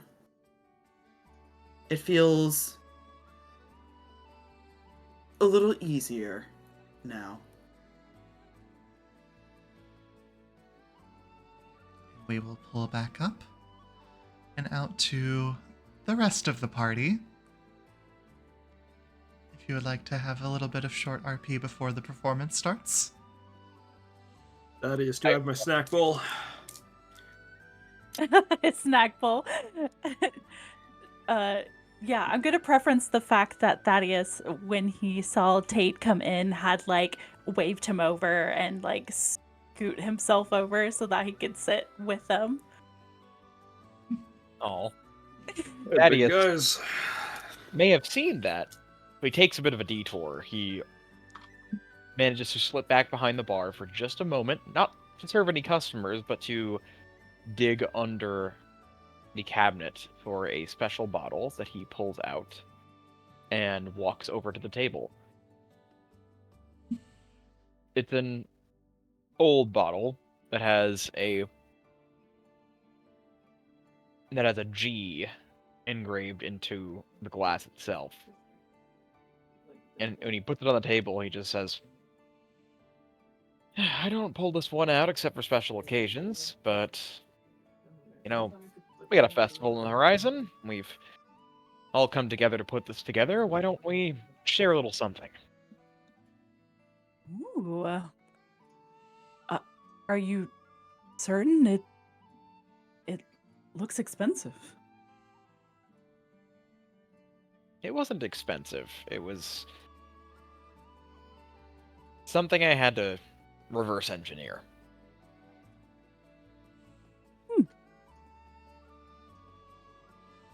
Well, if no one else is opposed to it, we are officially off the clock, right, Adamar? We are officially off the clock. Yes. However, Perfect. just one glass for me. Thank you very much. Mm. You're not I'll be going to fine get me taking it. tipsy tonight. Oh, what a shame. And I'm not going to coerce you either, Tate, but I will offer in case you want it. I'll meet you halfway. I'll take a whiff, and then you can have mine. Symbolically. Well, you might not want to start with that, Tate. This one's a little, explosive. You're going to have to elaborate on that one, dear Thaddeus. Adam are just raising their eyebrows like terrorist? Question mark. Not a bomb, Adamar. Go for it. Just saying you wouldn't want your nose anywhere near it when I crack the cork. I mean, I'm assuming you'd pour it out into a shot glass first, and then, I'll feed it down the line to Kloven. Well, I didn't bring shot glasses for this. He reaches into his coat and actually pulls out a few long and tall glasses to hand to each of you, except for Tate. He knows he doesn't drink. Jillian said this was from her home. Called it champagne.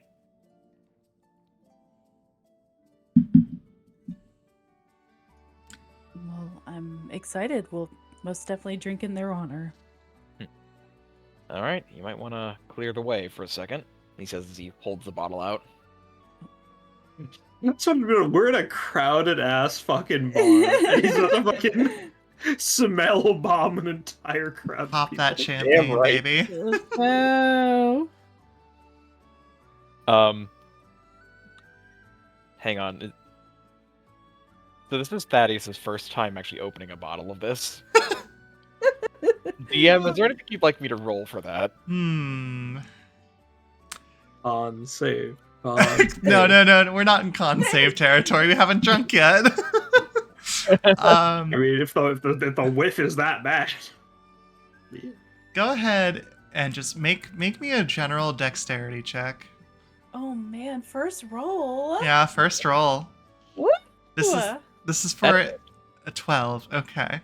This is essentially, as those of you that have opened champagne bottles may know, it's a horrifying experience of cat and mouse, essentially.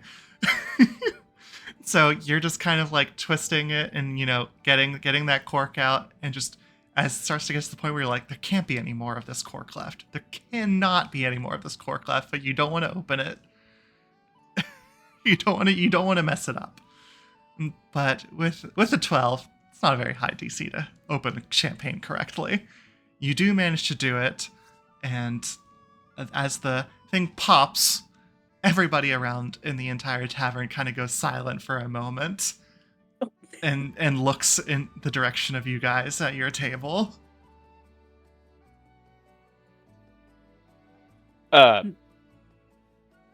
Nothing to see here. All is well. Thank you. Tate just holds his dirty ass fucking hands up.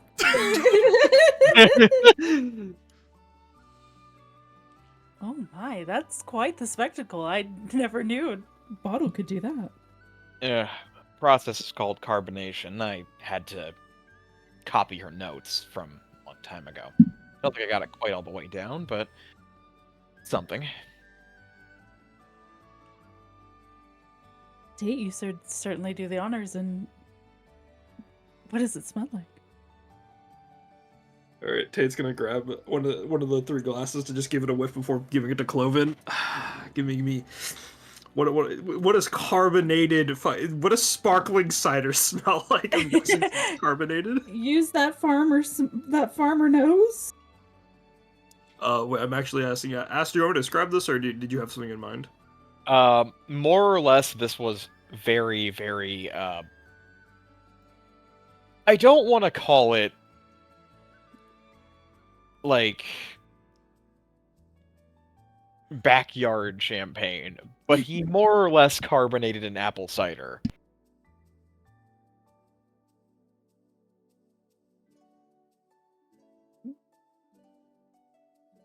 So it does actually smell kind of sweet past the fermentation. Sweet. Hints of fruit. They don't give out many apples. Like a little some of the... I may have talked with your mom and dad about a month. That's fine. A surprise. I mean, an apple here or there ain't gonna kill anybody. Smells nice. There you go, Kloven. Chug that down. No, maybe don't chug it. If it's alcoholic, chugging is not necessarily the best option. I spent I'm a lot getting of time. Like it if you. I think I've seen my sister do it, where she takes it, she swirls it, and then just pours it down in one go. I mean, you could do it like that. That ain't chugging, right? That's swirling. I'm getting a lot of mixed signals, but I'll take a You sip. do what you like, brother. Usually it's all down in one go, but I'll take my time with it. Yeah, go ahead. Oh, nope, he's just going to lift it up very daintily and take a sip. Oh, my, Thaddeus, this is wonderful. Thank you. What do you think, Adamar? He took a sip without making much of a big deal out of it, and it's just going to kind of just sit there. You're like, I can't say I've ever had anything like this. Not an unpleasant experience, though. I'd like to try whatever you make in the future. First time I've really made a house original, so. Let's say you've done a damn good job for your first attempt. Praise from you? Not the first. I'm off the clock. You know how it goes. No, so you're not allowed to be nice while you're getting a paycheck. Oh. It's true. It's true. Two against one, Adamar. Are you ever allowed to be nice against me, Thaddeus? I've been plenty. I know when to bite my tongue. Just as I know when to bite mine. I certainly know how to bite tongues as well, but thank you, Thaddeus. You should definitely put this on the menu. I don't think you slip up in your words that much, Kloven. Of course not, Tate. Of course not. At this point, you guys will hear Mai up on the stage is kind of going to start to just play a bit more intentional strumming to try and get the attention of everyone. And as a reminder, this is the first time any of you have ever heard what a guitar sounds like. So it's definitely a very new experience. You've heard her play on her little fiddle many, many times before, as well as a few other extraneous instruments, but the guitar is something new. And so she kind of just takes a second, and as you kind of see, she's not wearing her sundress anymore. It's more of a long, proper dress with just a slight slit down the side, but only at the knee and below, still trying to keep as more prim and proper as she possibly can. She's wearing her hair, as always, is in a little side ponytail with a little black bow, towards the middle of it, and around her neck is a little locket, circular locket with a small hourglass on it. So she kind of takes a deep breath and just says, "Oh, well, thank you everyone so much for coming. I really do appreciate it. What I have here for you is something brand new. I believe folks called it a guitar. I don't know exactly if any of you have ever heard it before, but I'm very pleased to be showing it to you tonight. Please feel free to continue your conversations, continue to enjoy yourselves. The bar is always open, as it is here. But please sit back, relax, and enjoy some music, I guess." So she'll just kind of take a second before taking a deep breath. You see her kind of instinctively go to tap a few sections of her neck before just kind of giggling to herself a little bit, shaking her head, and beginning to strum a song. Now, I don't have a song prepared or anything of the sort.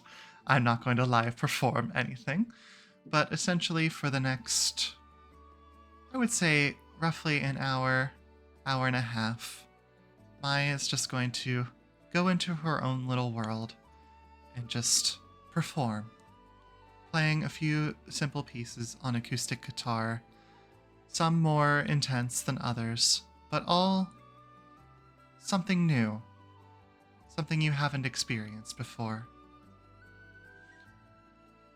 And as she finishes the final song, she's going to take a second, giggle to herself a little bit before standing up and taking a bow. Please feel free to stay the night, or as long as you wish. I really do appreciate you all paying such close attention and enjoying yourselves as much as you did. As you all know, there is the anniversary festival coming up in about a week. I will be performing there as well, and I would be happy to see you all there in whatever costumes you may choose to come in. It would mean the world to me. Thank you again. Just take another bow before walking off the stage. And Kloven going to be the first to stand up and give her a standing ovation. Thaddeus isn't far behind. everybody joins with standing ovations. The crowd very happy to have experienced this performance. And Mai just kind of, as she walks off, just very bashful as she heads into the back just to kind of get herself together. But before we end this scene, I will leave it up to you folks if there's any bit of more of RP that you would like to do. I'm clapping with the food bowl to make more noise. I think while Kloven is standing, he will take a look at everyone on the table and be like, if you'll excuse me, I want to check up on our little star. But I will Wow. return in just a moment. Go Mind ahead. taking us with you? We're fans too. Yes, of course. But be mindful, she is my sister, and I am still security, so try not to ask for her autograph too quickly. You got it, sir. I can get her autograph whenever I want. But I'd be happy to check up on her with you. Adam, are you coming? I think I better keep an eye on this crowd. Suit yourself. Sure, buddy. You know, she does tend to get very nervous during these performances, so a little bit of an after encouragement definitely helps. Good way to move past it. All right. So the three of them will slip past and try to look for her. I assume she's still back, quote unquote, backstage. Mm-hmm. Yep, this is probably in what is the kitchen, essentially. It's full double duty on nights like this. Yeah. So, My. no, please come in. Okay. Kloven will step in and immediately come up to her with his arms extended. Like, you did such a wonderful job. Thank you, Dragon Bro. Such a talented sister. If only I could live up to that. Oh, please. I'm just doing what I do, I suppose. Go ahead and just wrap her in a tight hug and kiss her little forehead. Hey, don't treat me like the little baby. You know I'm the older sister. It's true. Say. So I say, yes. Maybe it's a She little claims selfish it. of me, but it's just nice. I think you're just taking the credit for all of this. He'll gestures to himself. Fair enough. Did you folks enjoy the performance? I mean, I Thanks, can. Oh, go ahead. Oh, I'm done. Oh, well, Go I ahead. mean, I can redo my standing ovation if you want. Oh, Stuffs the please. bowl in his hand. No, it's all right. Well, I guess the best way to say it is that I'm used to it at this point. I don't want that to sound conceited or anything. It's just it's always been a No, pleasure. A little You're bit of right. Oh, God. being conceited there's nothing wrong with that, or at least a little bit of it. It's your night. Soak it in. It's all you. Right. It's certainly well deserved. You all are far too kind. I think I'm going to likely head back home. Please do enjoy yourselves at the bar. And don't take this as that I'm not feeling well. I want to. The quiet is nice. You gonna be fine walking by yourself this late? I mean, you don't have to have. I mean, we could all go with you, or maybe just Kloven if you'd No. like. No, it's all right. I don't want to take away from your enjoyment. Please, stay together. Hey, Mai. Hmm? If I might. Please. You're the fifth one of us. Your enjoyment and your comfort is ours. If we can help, let us know. Of course. I am. The statement "the fifth" is sticking with her a little bit.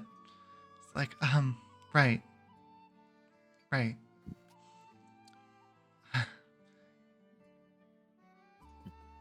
It's not every day you have all these men fawning after you. Oh, please, you know I'm Oh. not interested.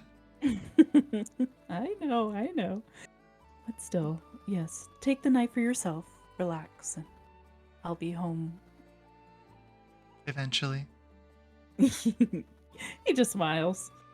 I'll be awake whenever you come home. You know how it goes. Mm. If you need any sort of magical cure, that will be ready. Again, I would want him to learn his lesson the natural way, though, yeah? I couldn't watch my brother suffer like that, though. Maybe it's a bit, I don't want to say poor parenting, considering we're both, well, orphans, but, you know. I get you. I do Well, not know the meaning of consequences. See what I mean? Is that my fault? Maybe. I get you. I baby my sis, too. You get it. Anyways, don't want to keep you. Right. All right. Thank you again. I'm gonna dip out the back door now. Mhm. Get home safe, okay? I will. Don't you worry about me. Alright. All right. And if there's anything else anybody wants to say, we can. If not, we can end the scene here. All right. Bye, bye, bye, bye. Bye. Bye. So with that, as mentioned, there's a festival coming up. A lovely costumed masquerade festival.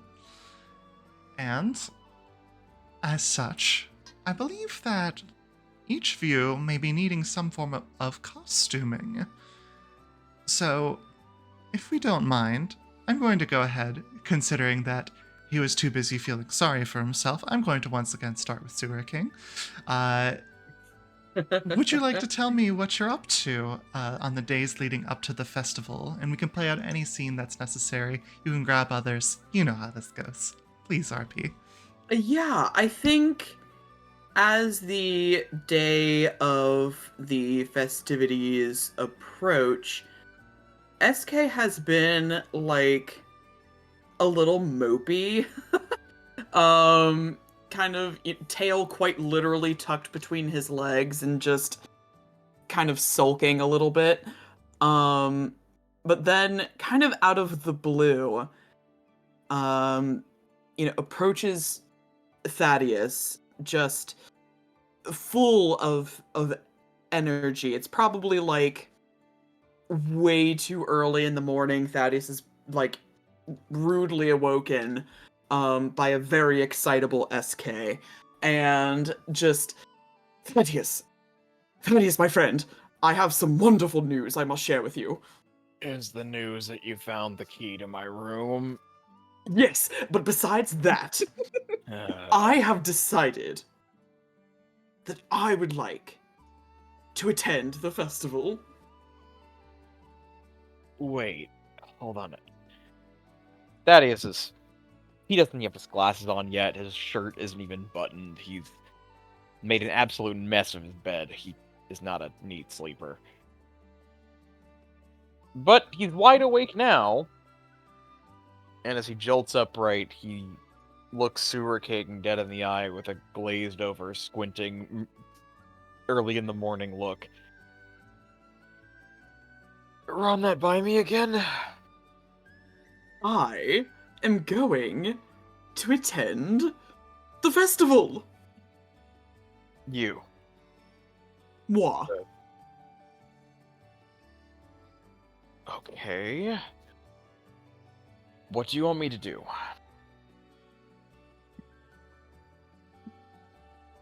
Nothing per se. I just thought No. that would be exciting. It is. I'm asking you, how do you want me to help? Nothing really. I mean, after all, it's a masquerade, a costumed ball, wouldn't have to show my dashingly good looks. Are you asking me for help with the costume? Perhaps.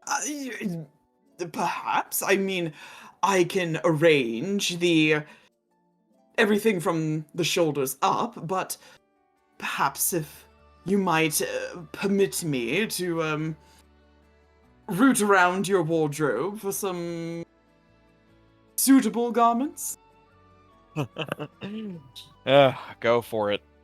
I gotta get my arm back on anyway. He's already out. He's like scampering away. He's very excited.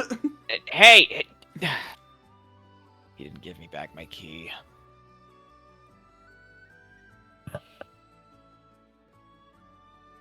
By the time Thaddeus is like actually awake and, you know, somewhat put together, there's just clothes everywhere.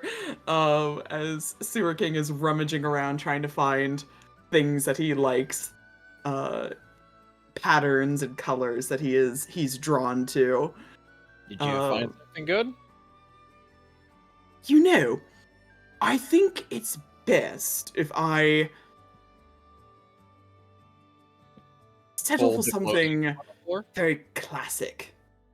All black, monochromatic. You know? Normally I don white as my attire, because that is what you wear. But I think all black would look très chic.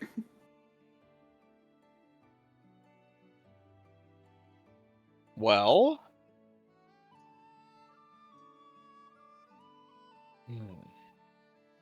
I've got some things. But I have a question. Yes? If I let you borrow my suit, will you fold the rest of this mess and put it back where you found it? Absolutely. Deal.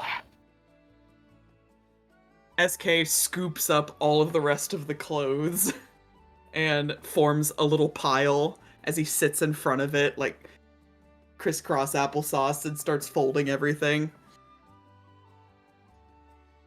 You know, sometimes I forget just how good you are at cleaning up around the house. Yes, Will. It's good to be neat, you know. Nice and tidy. On that, we can agree on. So, you mentioned having everything covered from the shoulders up. What did you have in mind? Well, I was thinking perhaps an homage to my nearest and dearest friends, aside from you, of course. And you see his face, like, actually starts to, like, shift and mold, bones cracking, skin tugging. And his face quite literally becomes that of a rat. What do you think?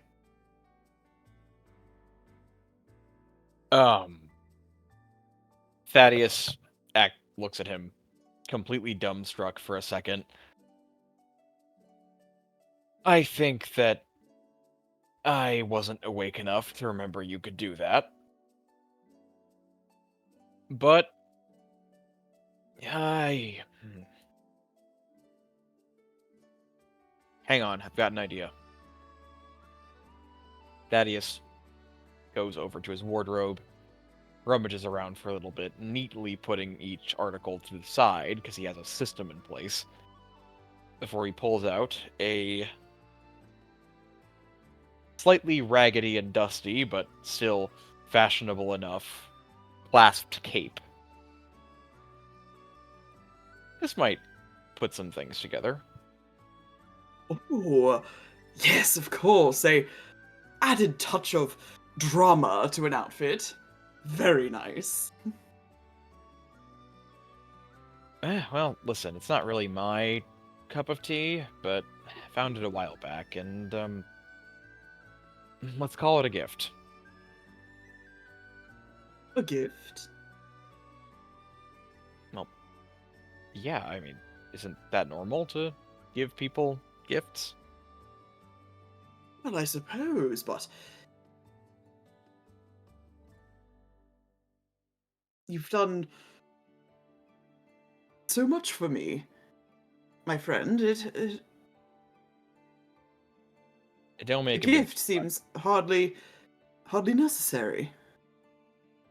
Hey, I'm not gonna let a king go walking around a bartender's hand-me-downs for the rest of his life. You gotta look the part. Gives a big wide grin, which is actually quite unsettling because he's got this rat head, but there's still like rows of razor sharp teeth beneath the in the rat mouth, and he's just quite so. Right. Well, if I can make a couple of suggestions. Of course. Try not to make that smile too close to anyone at the festival, or we might end up with an incident in our hands. Oh, tone it down a little. Just a bit. But you're Hmm. so close. I see. I'll work on that. There is such a thing as overacting. I'm sorry. Nonsense. And he does a little twirl and exits the room.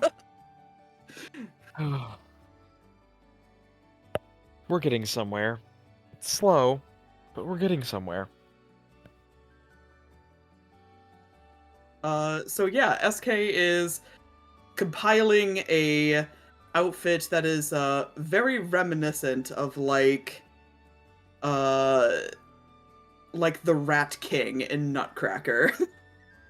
Just all black, very sleek garments, full cape, very convincing looking rat head. But yeah, that is what SK will be up to. Then, while we're here, Esther, do you have an idea ready? For Thaddeus' outfit? Mm-hmm. If you need more time, we can go to others. No. Once SK's out of the room, he gets to work on his own. He had to save some secrets for the show, after all. Of course. Thaddeus digs around, and he was told it was a masquerade party. He may have tried a bit too hard. He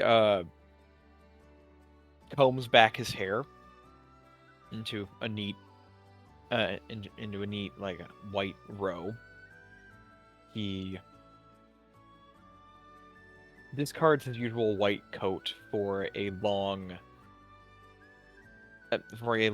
darker one. It's not black, it's a very, very dark green. He pulls out a prop cane that he'd been hiding in his closet, and he dons a metal mask that only leaves his eyes visible.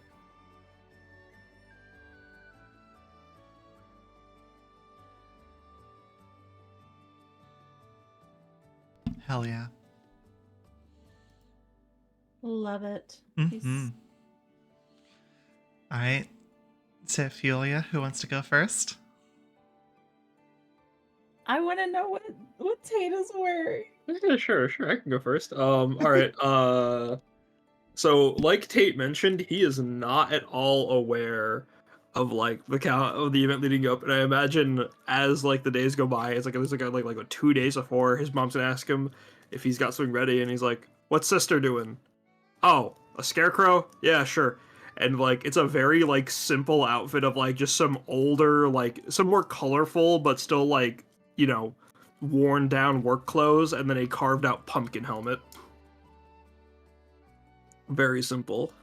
Very much like the little pumpkins from Over the Garden Wall. Amazing. All right then, Yulia, what about Kloven? Sure. So, he has also chosen to take the more simple approach. trying to ask around, getting a feel of, what he can wear. He had talked to Mai about possibly borrowing some of her clothes, but considering they are a little bit small on him, he decided to keep it still. He can work with it. But talked to the seamstress in town to just getting a small, simple, like black dress, and to add a little flavor, he'll have a black and white, almost veil like that he'll, put over his head to like cover his little horns a little bit. And instead of a mask, he's opted more for a blindfold, a kind of sheer almost, so you can kind of still see his like really icy blue eyes through it if you're close enough.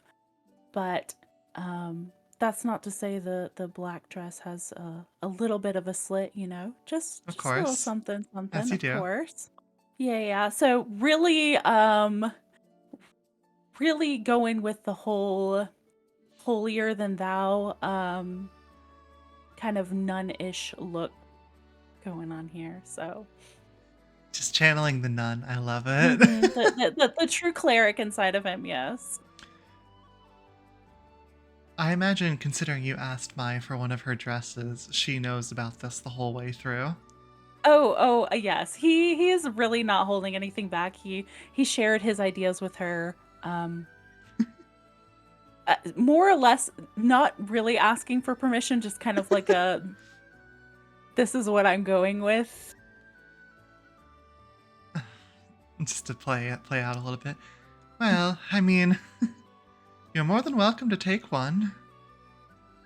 Oh, you don't mind, really? No, of course not. There's plenty of dresses that I don't use very much anymore. If you think you can find someone that can tack on the fabric, of course. I think I have someone in mind, but honestly, I could probably do with just this. I don't think it would show too much. There will be children around. There will be children around. Right, of course. Though I have to imagine you may not be the most scantily clad.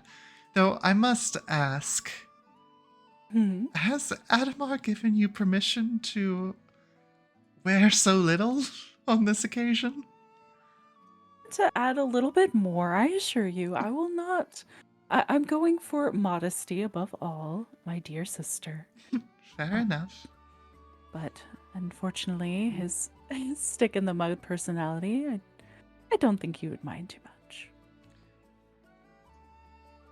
You know, the kids made mine. Did they really? They did indeed.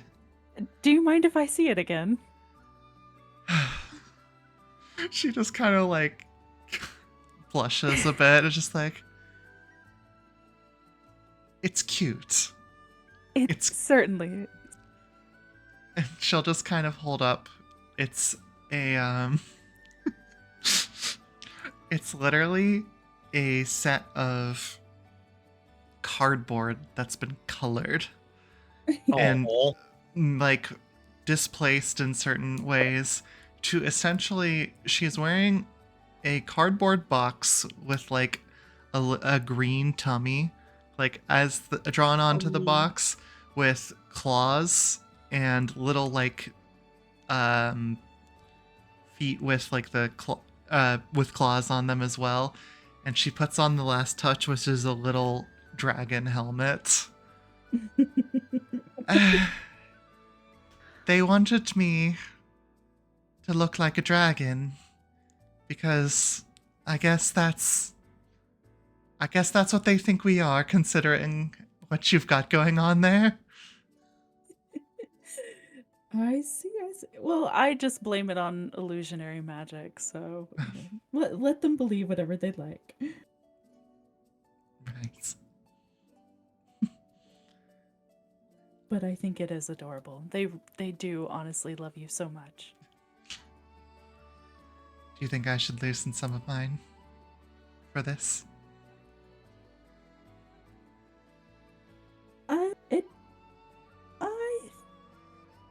I think it'd be good. You think it'd be good? Mm-hmm.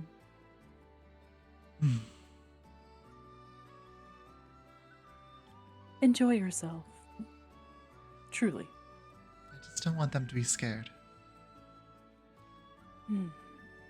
I've decided to come out and no one's really said anything. They love you, Mai. And they will love you no matter what or who or what or strange creature or beautiful angel. You are perfect. Sexy nun. Hey, it helps distract. It does indeed. It does indeed. When the day comes. There's no need to rush. Take as much time as you need. Right. Thank you. All right. I think everybody's got their things. So, oh boy, here we go. Let's go ahead and get to the day of the festival. So the day of the festival, it's bustling. The town is moving left and right. Planters, those that do work hard, notably Cornelius, Tate, and Mike, are making sure everything is going up as it needs to be. As we sort of make our way along the day, Adamar is there, not in costume, but is currently working on some kind of security measures just in case things get out of hand or anything. So you can see that there's a few just like small little wooden fixtures meant to help guide people along to make sure that overcrowding never gets to be too much. As the night begins to settle in and the festival begins to be underway, we find ourselves under the lovely great tree of the stalks, with orange lights hanging all above, music in the air, and just a sense of calm happiness. As everybody begins to make their way into the plaza, please, if there's anything, there's games to be done, there is just general food to be had. Would anybody like to go first in doing a little bit of RP at the festival before we get into the announcements? I think we should indulge the rat. Yes. We have to indulge the Rat King. I would say, is Thaddeus going to be introducing the Rat King to the rest of the party? Yes, actually, this is perfect. I will say that Mai is not there. She is the one performing the music. I am going to bring the Rat King up to Kloven. I'm gonna wherever he is. Oh yeah, he's just around, just I just trying to being the center of attention, being annoying. As a reminder, you guys are all masked. But I imagine you can tell who's who pretty quickly based off of what you know of each other. Who else is that devastatingly gorgeous? Like, come on now. So, Thaddeus is going to... You could spot that ass a mile away. How could you tell it was me? I'd recognize that ass anywhere.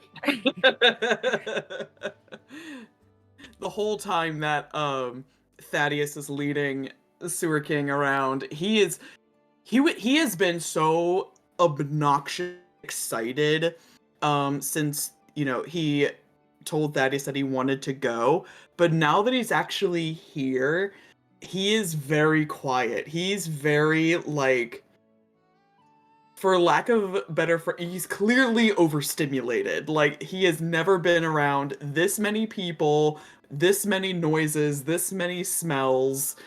He's very overwhelmed and sticking to Thaddeus' side like glue. Thaddeus is going to actually put an arm like around one of SK's and pause for a moment as they navigate the crowd to just whisper to him, "Are you all right? You're normally not this quiet." Of course. It's just. It seemed like such a good idea at the time, and now I'm like, well, maybe it's not such a good idea. I mean, after all, it's. Hey, don't overthink things. If you... It's your first time out in the town. I don't blame you for being overwhelmed. Why don't we start somewhere that might be kind of familiar to you? You've always wanted to meet Mai's brother, right? Certainly. He seems to have left quite an impression on you, therefore he must be quite a worthy sort of fellow. Well, why don't I introduce you to? I think I see him. Very well. He's going to escort SK up to wherever Kloven is being a distraction at, and loudly clear his throat and make one bump of the heel of his cane against the floor. Kloven was just smiling and talking with a few people, kind of leaned over a bit before the cane draws his attention around. My lady, if I could take your attention for a moment, the Duke of Ironhold wishes to introduce you to a traveler from far, far away. Oh, goodness. A simple commoner like myself. I am honored. He will turn and look and walk over to the two. Oh, and who might your friend be? I'm gonna give SK an elbow. The Sewer King, at your service, gives a very deep, very grand bow. Kloven will pause and take a moment just to kind of look him up and down. He's, regardless of mask, he's pretty familiar with, the people of this town, voices and, physiques, so to say.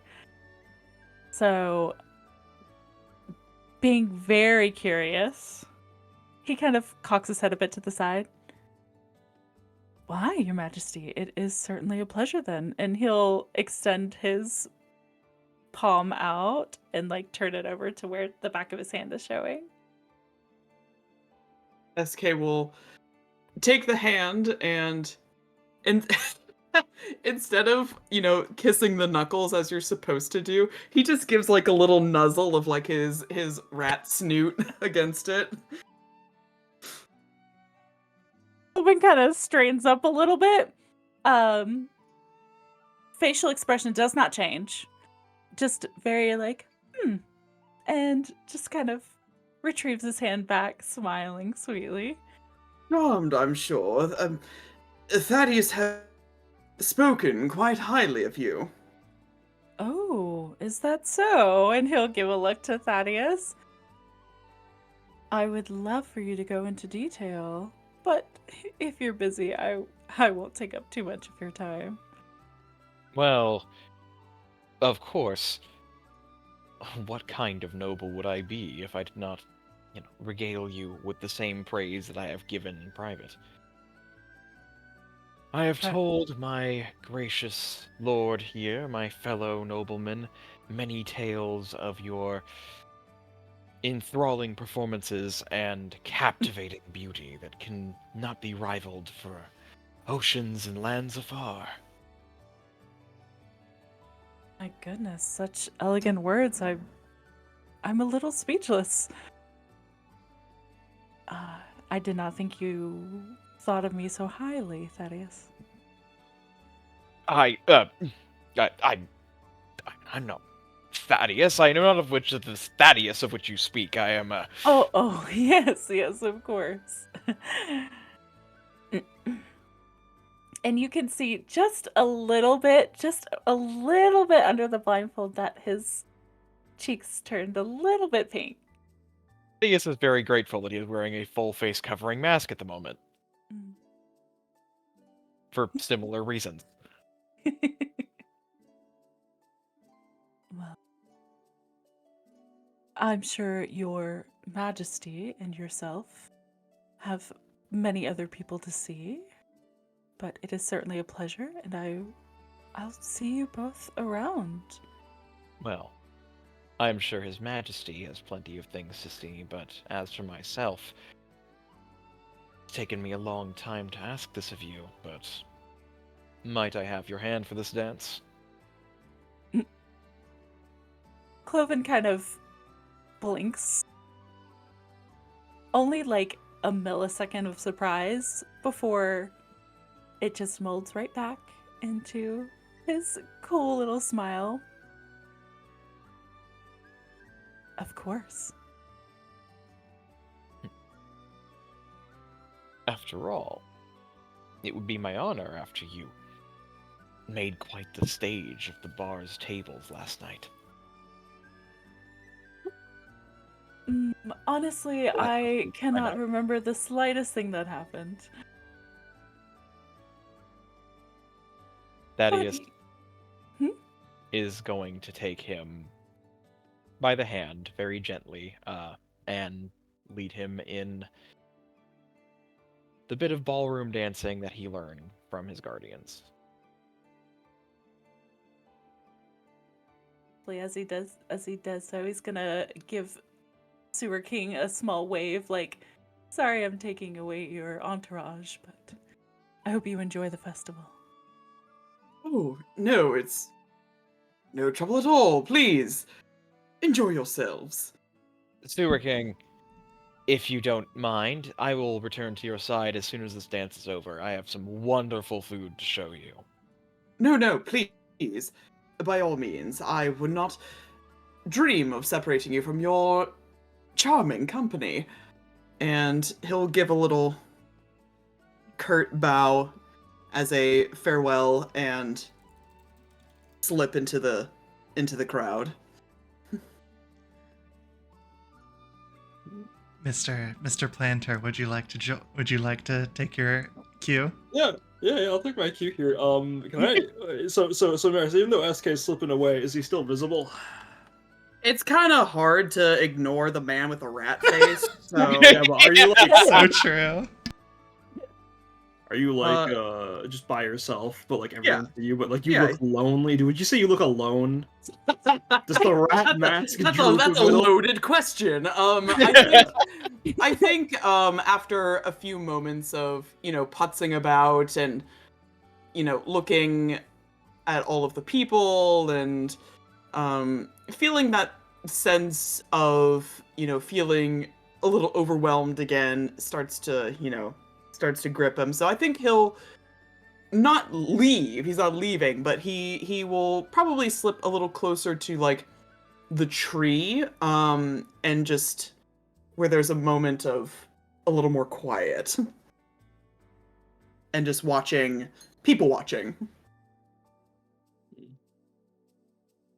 All right, I'm gonna say after like a little bit of people watching, like you're gonna see a man in a pumpkin mask like carrying some boxes as he like sets them down for a second and then looks around and then looks in your direction and then walks towards the benches with the boxes and then just takes the seat next to you.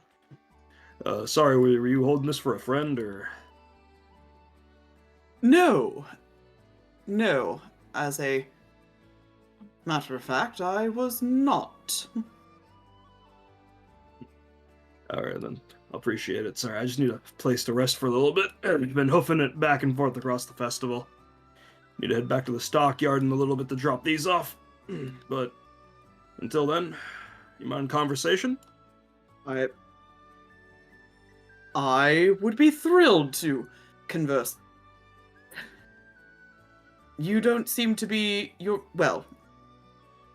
donning a costume, but you don't seem to be indulging in any of the festivities. Well, just a part of my character. Got to keep my hands busy, stuff like that. Can't have my dad taking all the credit for this, anyways. Your dad? Yeah, Cornelius Planner. You heard of him or?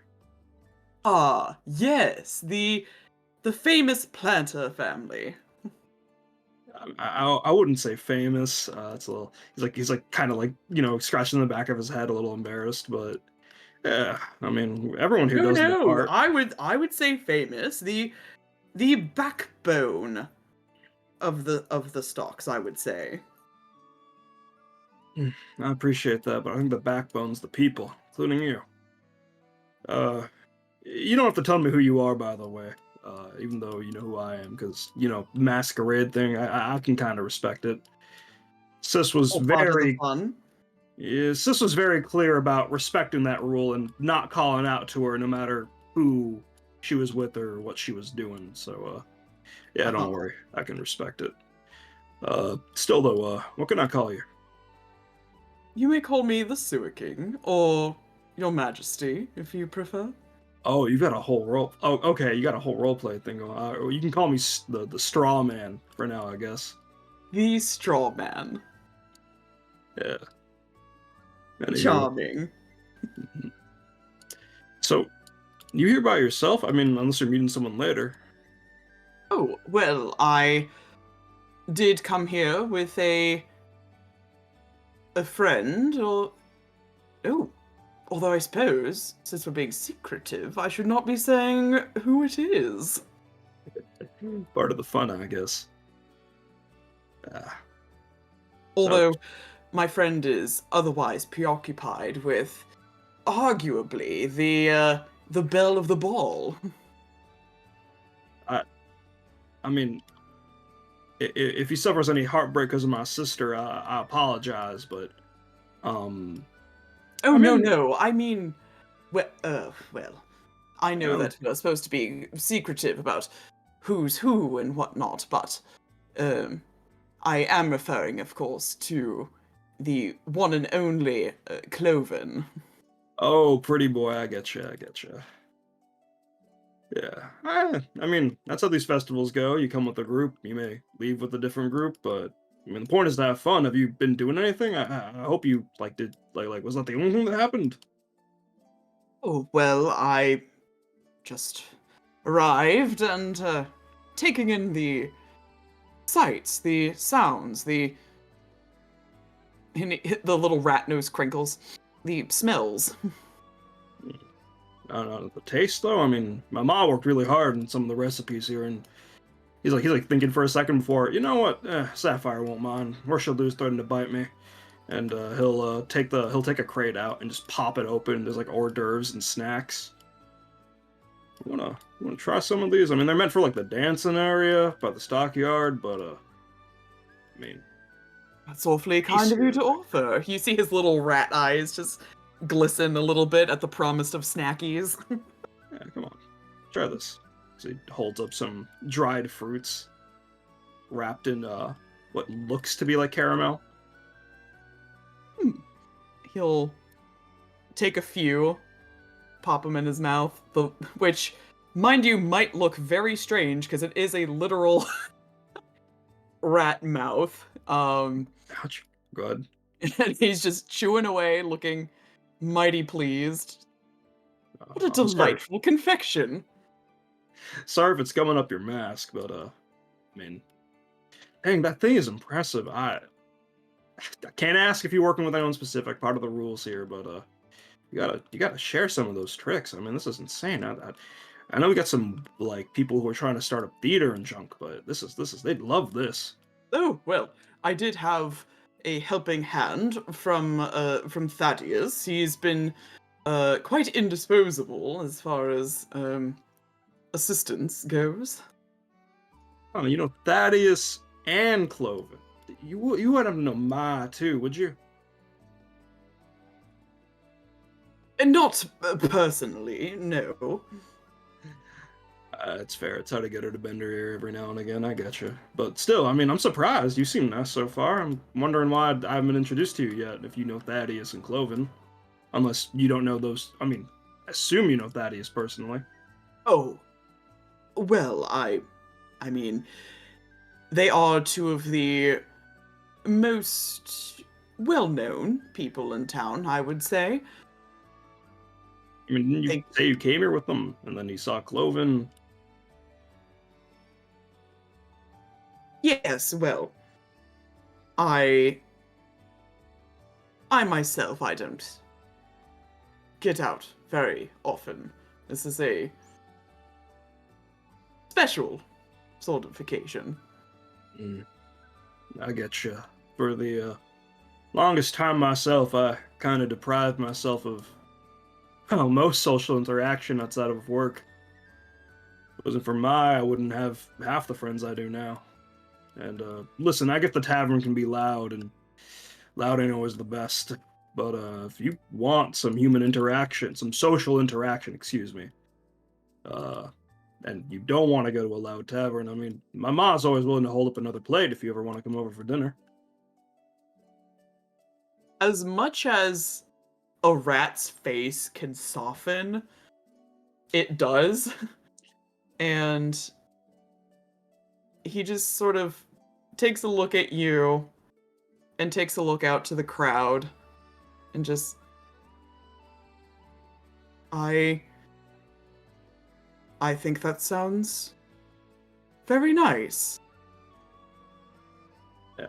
You don't even need to give us a heads up. You can just show up and say one of us invited you. Chances are it'll be one of us who did anyways, so. Yeah.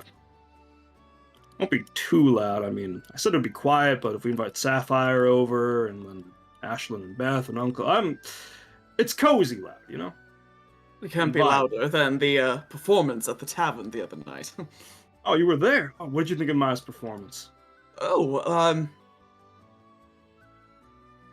I found it quite riveting. Well, listen, I know you said you don't know Ma personally, but I mean, I'd at least be open to try introducing you. I mean, I know you called the Plantars the backbone, but that girl, she's the voice, the soul. I mean, she's kind of responsible for our youth too, so you could say she's the future, I guess. Yes, I've heard many good things about her and her character. I suppose it would be nice to have an introduction. Yeah, well, she'll be busy performing. She might be stopping by the stockyard later, bring her voice over there. Might be a good chance, but yeah.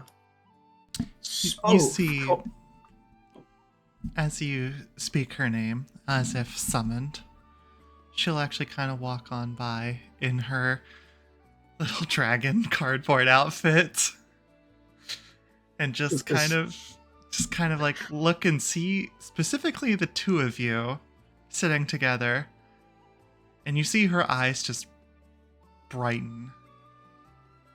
She will immediately run over to the both of you sitting on the bench and say, "Oh, hello. I don't have a persona. You know who I am. I'm just dressed as a dragon. That's what the kids wanted." Between the sound of your voice and children's scrawlings, I could only guess, Mai. Oh, hey, promise already done. Mai, this is Sewer King, as he'd like to be called for tonight. Sewer King, your Majesty, does that work well for you? Oh, yes, yes, indeed, quite so. Lovely to meet you. Heard all about you. Heard your latest performance at the tavern. Oh, you were there. Oh, I was. I'm glad that you enjoyed the performance to such degrees. Yes. Never heard anything quite like it. Is that so? Oh well, I would be glad to give you give you any more performances that I can, please feel free to come by to any. How did you two meet? Oh, I sat here, and then he sat here. I needed the seat.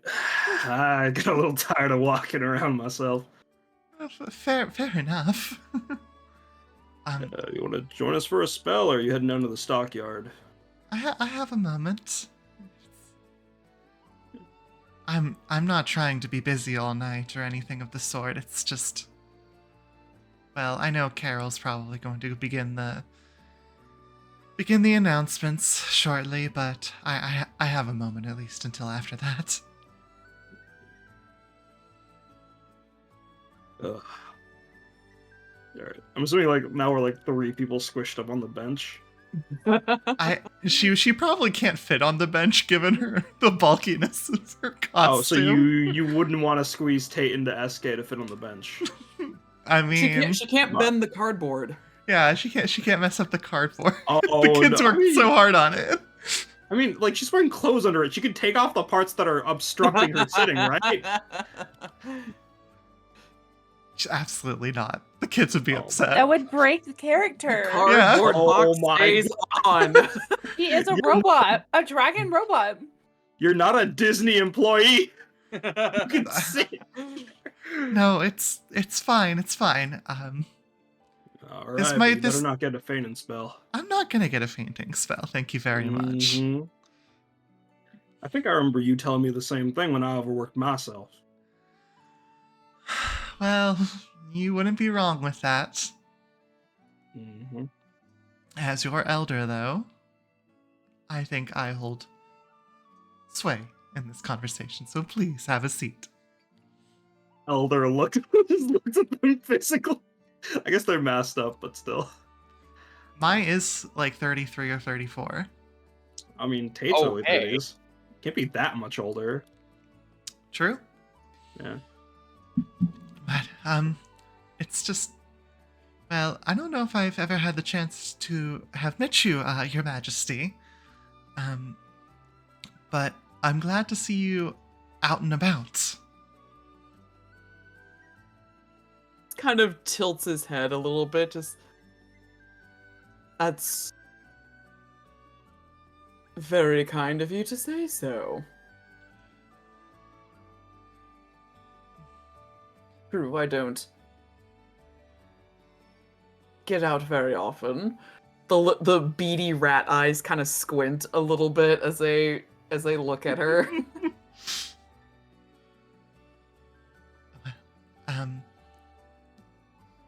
No, I'm just happy to see everyone having a lovely time. Do you know where I know you spoke. Do you know where my brother is? Try looking for the center of the crowd. If you Oh, can worm your way through it. That checks out. I mean, you need us to grab him over. I can grab him real quick if you want. No, it's all right. I don't want to ruin his moment. He is wearing one of my dresses, by the way. That would explain. Actually, no, I wouldn't have seen him. Never mind. It's a pretty incredible outfit, if I do say so myself. I'll have to take a look at it then. Of course. I think I'm going to go make my way to Sapphire's ship. I know there's going to be some dancing going on there, and I want to make sure I can keep my bearings while people are dancing up there. Listen, I was heading that way anyways, and Sugar can come with us, Oh. walk together. If that's, of course. Oh, Please. Your Majesty, if you would be so willing. if I don't wish to impose upon your nightly excursions. You are not imposing on anything, Your Majesty. Be Yeah, happy but to you're have you. Oh, Just we'd be happy to have you. The only thing you're imposing on is this bench right now. I think at that exact comment, he would look to the crowd, sees that Thaddeus is still otherwise preoccupied, and just goes,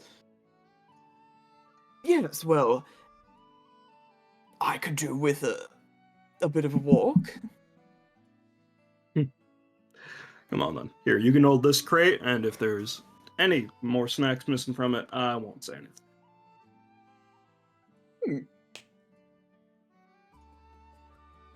Discretion is highly valuable, after all, as he eats another one of the caramel candies. All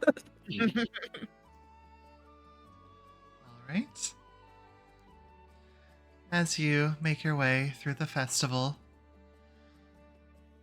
at roughly by the time that you're about to get to Sapphire Ship, you're going to hear a voice kind of clear their throat. Just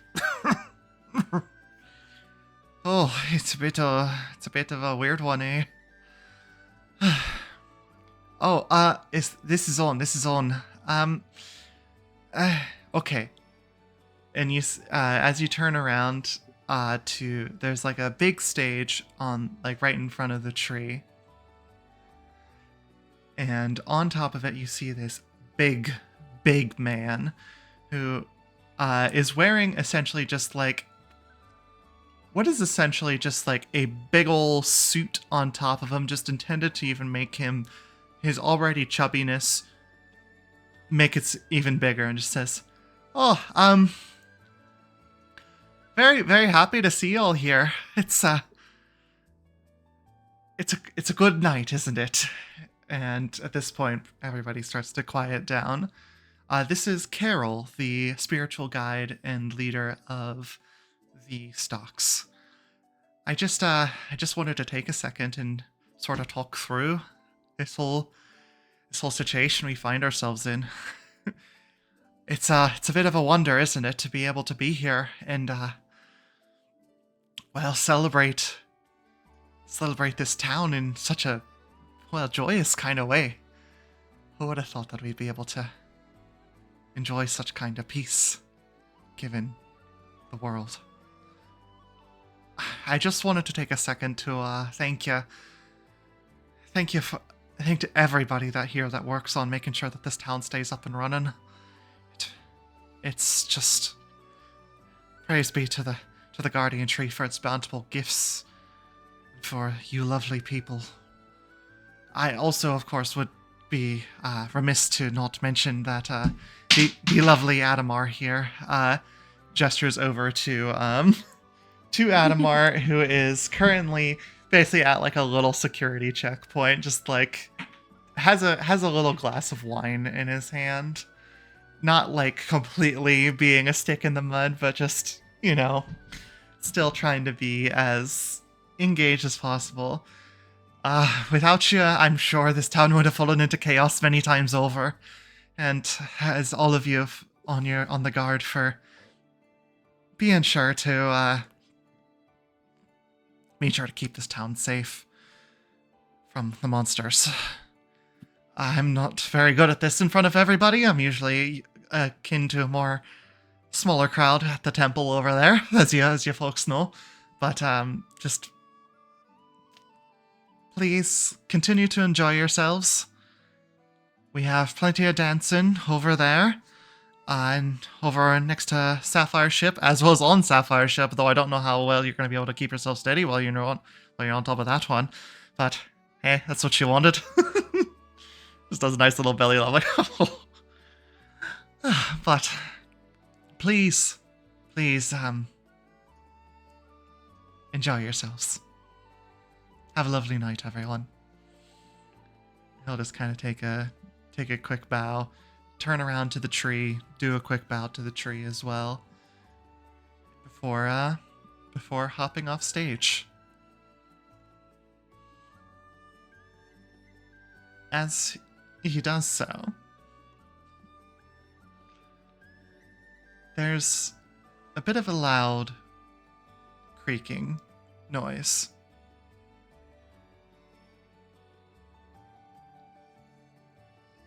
As everybody kind of begins to quiet down their voices, they notice that the creaking is coming from, well, just where everyone was looking, coming from the tree.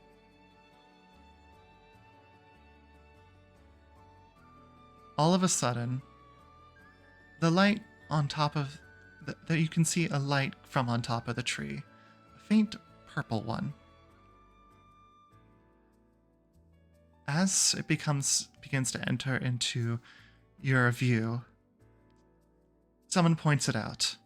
Adamar, quick as always, grabs his bow and starts to take aim at whatever the figure, whatever the purple energy might be. At this point, a lot of people in the crowd begin to kind of take a step back. Seeing him take such a combat-ready stance, they worry and step away. The purple spirit begins to wander its way down the tree. And as it does, you can see that there is a bit of it that's outstretched and touching the tree as it goes down. And as it does, leaves start to fall a little bit. At this point, Adamar lets loose an arrow.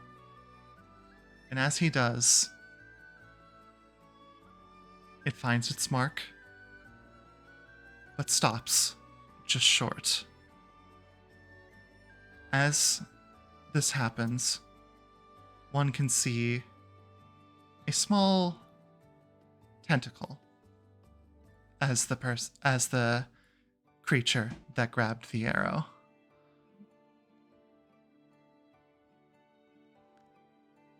With this, the creature then turns back to the tree, now about 20 feet off the ground, pretty much directly in front of where the stage was. At this point, everybody clearing out as panic begins to set in.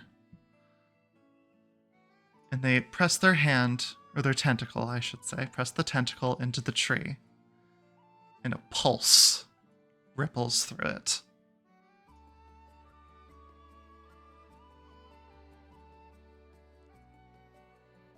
The tree begins to shake as it seems to split almost into even pieces. And as it does, these pieces fall.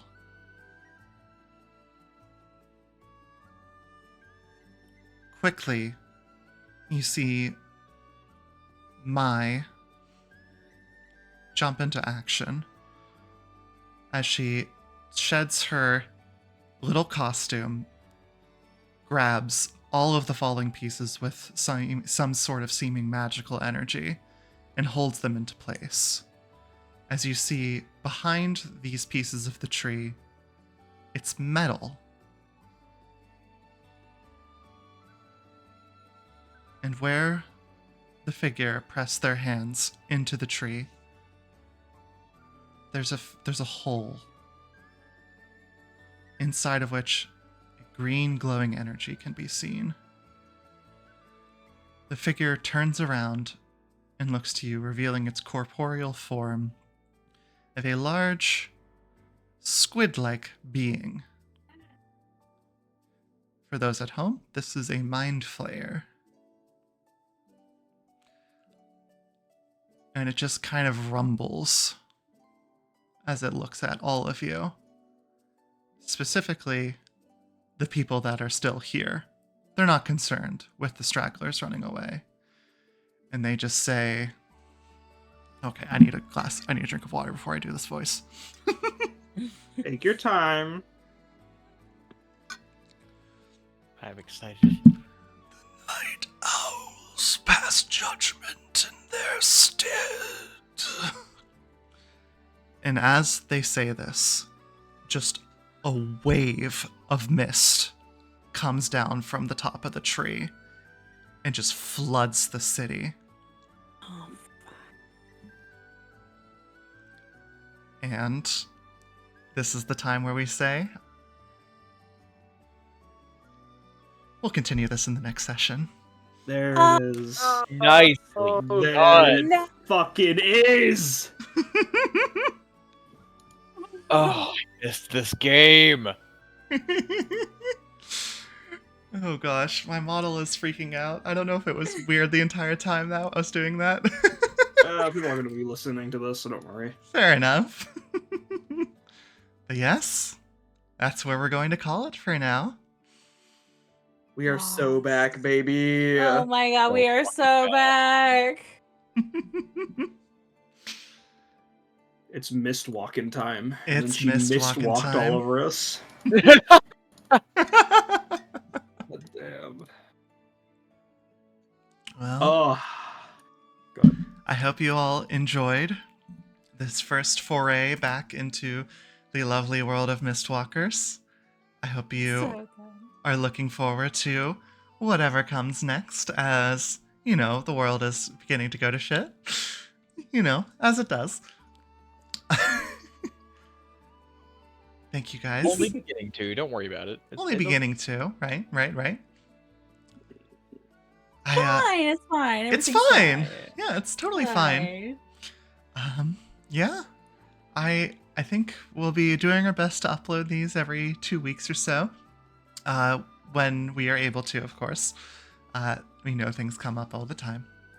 But I hope everybody enjoyed watching, and okay, I guess there we go.